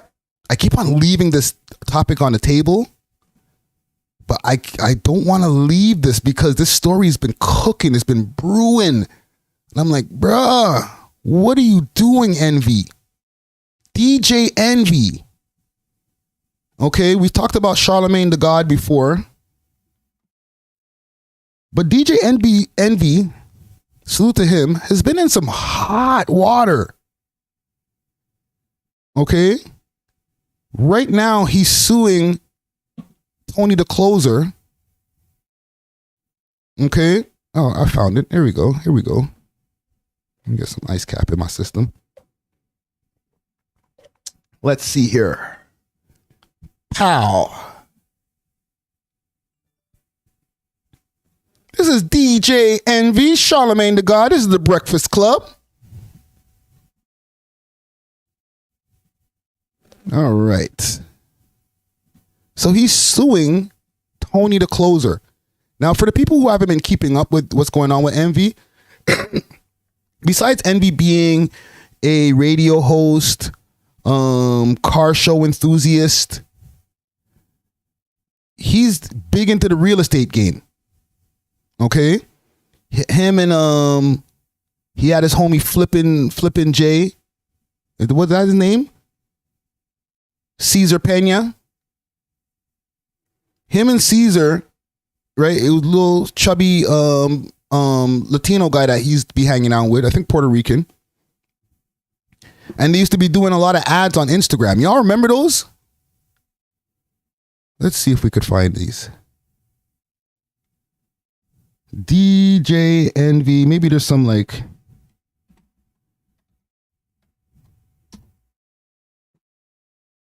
old school ones. You know what I'm saying? You could find it under a hashtag or something. Because they used to be like, yeah, this is DJ Envy and this is, and then, you can get your house and no money down and blah, blah, blah, blah, blah, blah. And I was like, wow. And people were really commending Envy on his business acumen. Like, dude, like you and the boy Caesar, you all got it going on. Let me see if I could find any of that. Or maybe they scrubbed the internet of this stuff.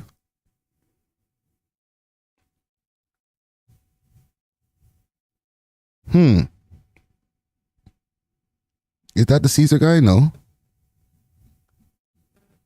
Because Envy was like, he was the guy to go to. People used to pull up on the Breakfast Club. He'd be like, yo, you can get a house from me. You know what I'm saying?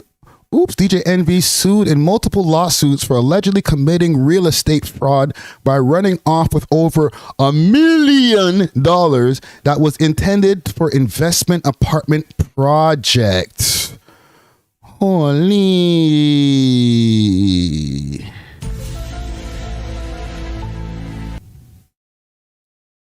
Citadel, what up? How? Envy, how? You and Caesar? Come on, gang. Not Envy. Because salute to Troy Terrain, a.k.a. Star. He's been having his foot on their neck, but I don't want to say too much because he has had his foot on their neck, but not to the point where he's trying to like take them down or anything, but he's been keeping track of this. and he sued Star back in the days for something that he had said against his child, right? And salute to DJ Envy. That's wrong. Don't ever bring children into this. That's when it gets really mucky. Like, you know, gloves are off. So, you know, but Star is Star. Okay? When Stars wants to say something, he goes in 10 toes. All right? So he sued Star for the things that he said, and he had some issues with him because they used to both work on Hot 97 together for a while, and there was some stuff. They have a history, okay? But I say all that to say he's been keeping track of some of this stuff, and he's been saying in his lives, his YouTube lives, that Envy is not as caked up as he seems to be when it comes to you know, all the cars and the jewelry and all that type of stuff. Like, it might be a facade. And I don't want to say that it is because, like, bro, like, I'm not a pocket watcher guy like that much. But as somebody aspiring to touch the type of M's that these guys have, you know, I be talking to y'all a lot about smoke and mirrors. You know what I'm saying? And about how a lot of this music industry stuff, it looks like these guys have bare money and cars and houses and all types of cool stuff, but a lot of that be cap. I'm not saying that for Envy's case here, because I'm sure that he's done well for himself. They pay a lot over there at the Breakfast Club to those 2 and 3 at the time before that, because, you know, they've been with the Breakfast Club is huge, and they've been with them for a long time, right? So, former NFL player Tony Robinson accused Envy of running a real estate scam with his business partner Cesar Pena. Things that me and my wife did for my daughter's 16th birthday last year. Instead of throwing her a party, we bought her a 12-unit building in Chicago. And now she's already in the business. She's already learning. I got the building for $150,000. I put $300 into it. It's already worth $1.4 million. Now all of her bills. Wow. Now she's learning how to, you know, manage her money, what the business is, and she's already like, she graduates next year from high school. She's like, Dad, I don't want to go to college. And I was like, why not? I'm gonna take over your company. I'm like, you sure? You should go to college. And she looks at me, you didn't go to college. And I'm like, God damn it. I can't see me. And she said, Mom didn't go to college. I'm like, oh man. But you know, it's one of those things. But the thing is that when we're not here anymore, right? All of us we got to make sure that the people that, and most of this is on, most of this is on the Cesar Pena guy. This does fall on DJ Envy because he's the more popular name out of the two. And he's co-signed this guy, and he's had him on the Breakfast Club multiple times. And, you know, they've talked about real estate on the Breakfast Club. And listen, I watch the Breakfast Club religiously. So it seems like it's business as usual over there. Envy does not seem bothered, you know, but there are consummate professionals. So if there is anything going on behind the scenes, you're probably not going to see it on the outside when it comes to people like DJ Envy, Charlamange, any of them. You know what I'm saying?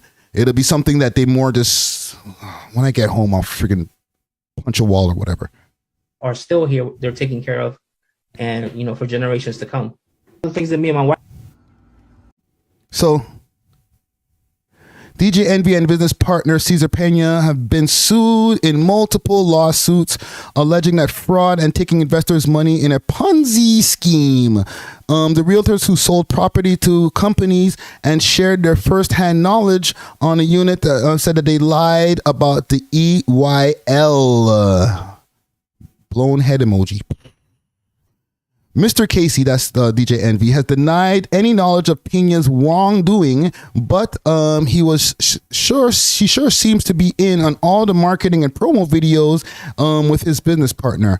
Wow, this is a leaning article. Jesus, Murphy, who do you like? There's many properties that are now going through foreclosure, and Pena's wife recently filed for bankruptcy. Oh my God.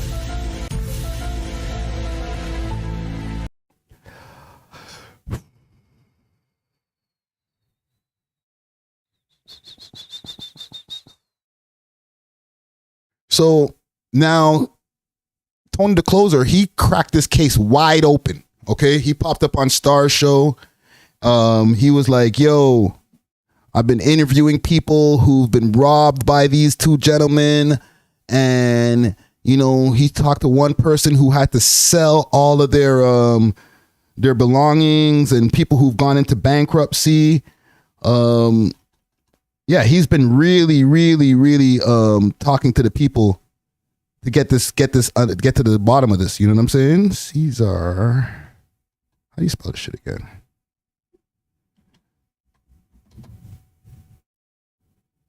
Let me see if we could find a Breakfast Club. Yeah, he was on a Breakfast Club a year ago.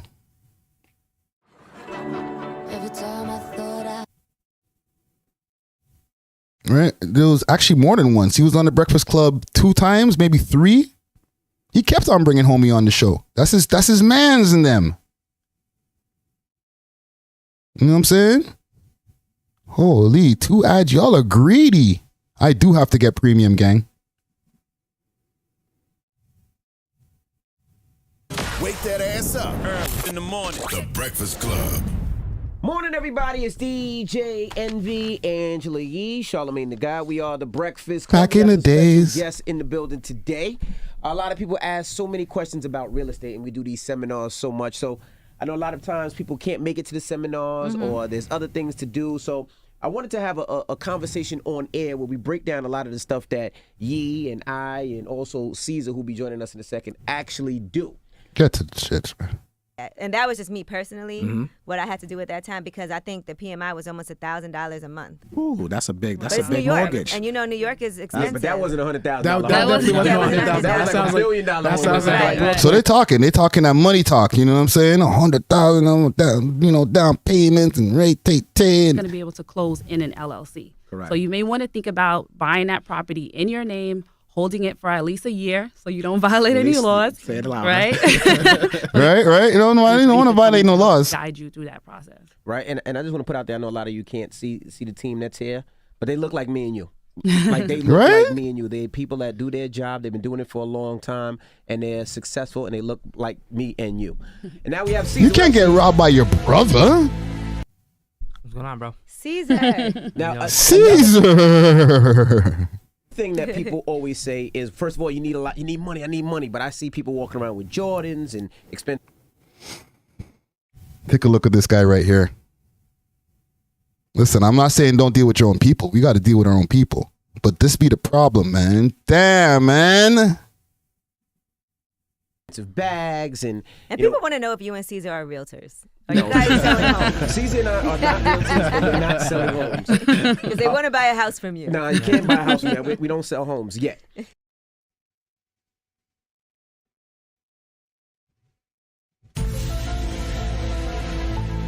But I would say this, you know, a lot of people say, well, I have a criminal record. You know, can I do it with a criminal record? Now, Caesar, you have a criminal record. Yes, I do. All right. You might have a longer one just now, my guy. Move over. Start with that. You have a criminal record, but your criminal record actually got you into this business. Yes. So explain that a little bit. And should Michael Blackson be concerned? Because that's how you said when you... So, okay, I'm not going to run through all of this. This is just a little bit of character witness explanations and stuff like this. You know what I'm saying? The problem is when it comes to stuff like this, where, you go into business with your people because you want to make sure that you feed your own people. You want to say, you know what? Let's keep our money in the black community, in the black and Hispanic community. All right. Deal with people that look like us, because I understand, like, we have a distrust over the years, over the decades and centuries about the others. They represent a certain thing, and they don't always let us in when it comes to getting accepted for mortgages and different things like that. You know what I'm saying? So I understand, I get it, but when stuff like this happens, man, it really shakes the confidence of our own community, right? I don't know anything right now as far as what this is going to turn out to be, because this is all still in litigation. There's a lot of this more lawsuits that I think that are going to be coming down the pipeline. All right. But right now, Envy, he seems to be in cleanup mode. For him to be trying to sue Tony the Closer over here, he has to be like, listen, man, y'all are throwing dirt on my name. I'm going to throw a lawsuit at you. I'm going to throw my lawyer at you to eat the case. And it might be something that claims his innocence at some point, right? So we can't go and look at it and be like, you know what, Envy, oh, why you do that, bro? But your boy Caesar, though, I don't know, my guy. You got to watch who you continue to do business with after you make it to the other side.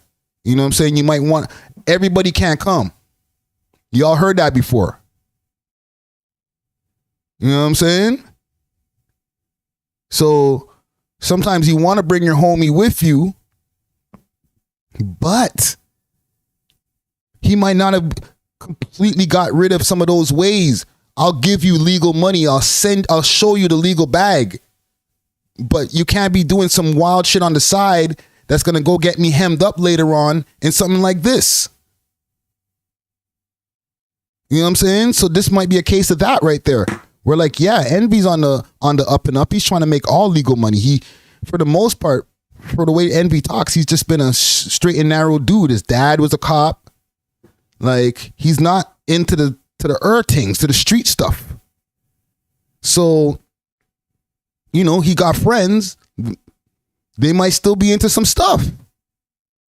But, you know, you can't keep everybody around you, bro. We talked about Charlamagne and his boy Wax earlier. He had to separate from Wax. You might have to separate from the homie. Entertainment is asking, is Envy snitching? Oh, hell yeah.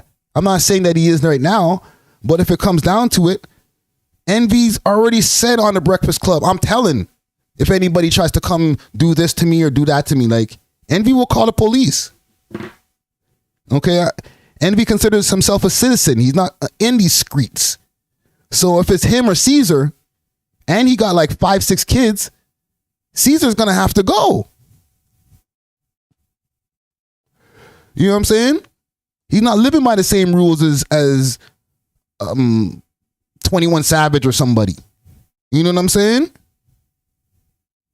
If you got to go, you got to go. He's going to have to roll his little homie over like, yo, it was Caesar. He came up with the whole plan. I was DJing parties and doing my radio show, and he came to me with this real estate plan. I was like, sure, I'll help you get some money. Right? Entertainment. Yeah, Tory Lanez should take notes. Right? It wasn't me. It was Caesar. I'm not saying to do this because, listen, I still understand how there's certain street codes and stuff like that. But like I said, NVA in the streets. He said publicly that he would tell on people if somebody brought harm to him. So, your boys, where is he at? Where is he? Right here. It wasn't me. It was Caesar. He came up with the whole plan. You know what I'm saying? Tory, same thing. It was Chelsea. I ain't shoot nobody. It was Chelsea. I'm telling you, fam. 2020, by 2024, snitches are going to be winning like on an all-time high. It's going to be like, holy smokes, what happened to the streets? The snitches are just like killing shit. Like they're like becoming gazillionaires. Right? So don't worry about it, Envy. You be all right. Just separate from your boy. Now I think we got it. Here we are here. What, 3 hours in? Jesus Murphy. Salute to the whole comment gang. Comment gang strong. New episode dropping this Monday. And like I said, vacation dropping right after that. All right. Look out for the Scotty ATL interview that's up on the channel right now. Big up to Scotty ATL representing ATL. All right. And for anybody who's on the way out, make sure to hit that like button. All right. We'll be back in a few days. And y'all have a good rest of the weekend. We are off of this.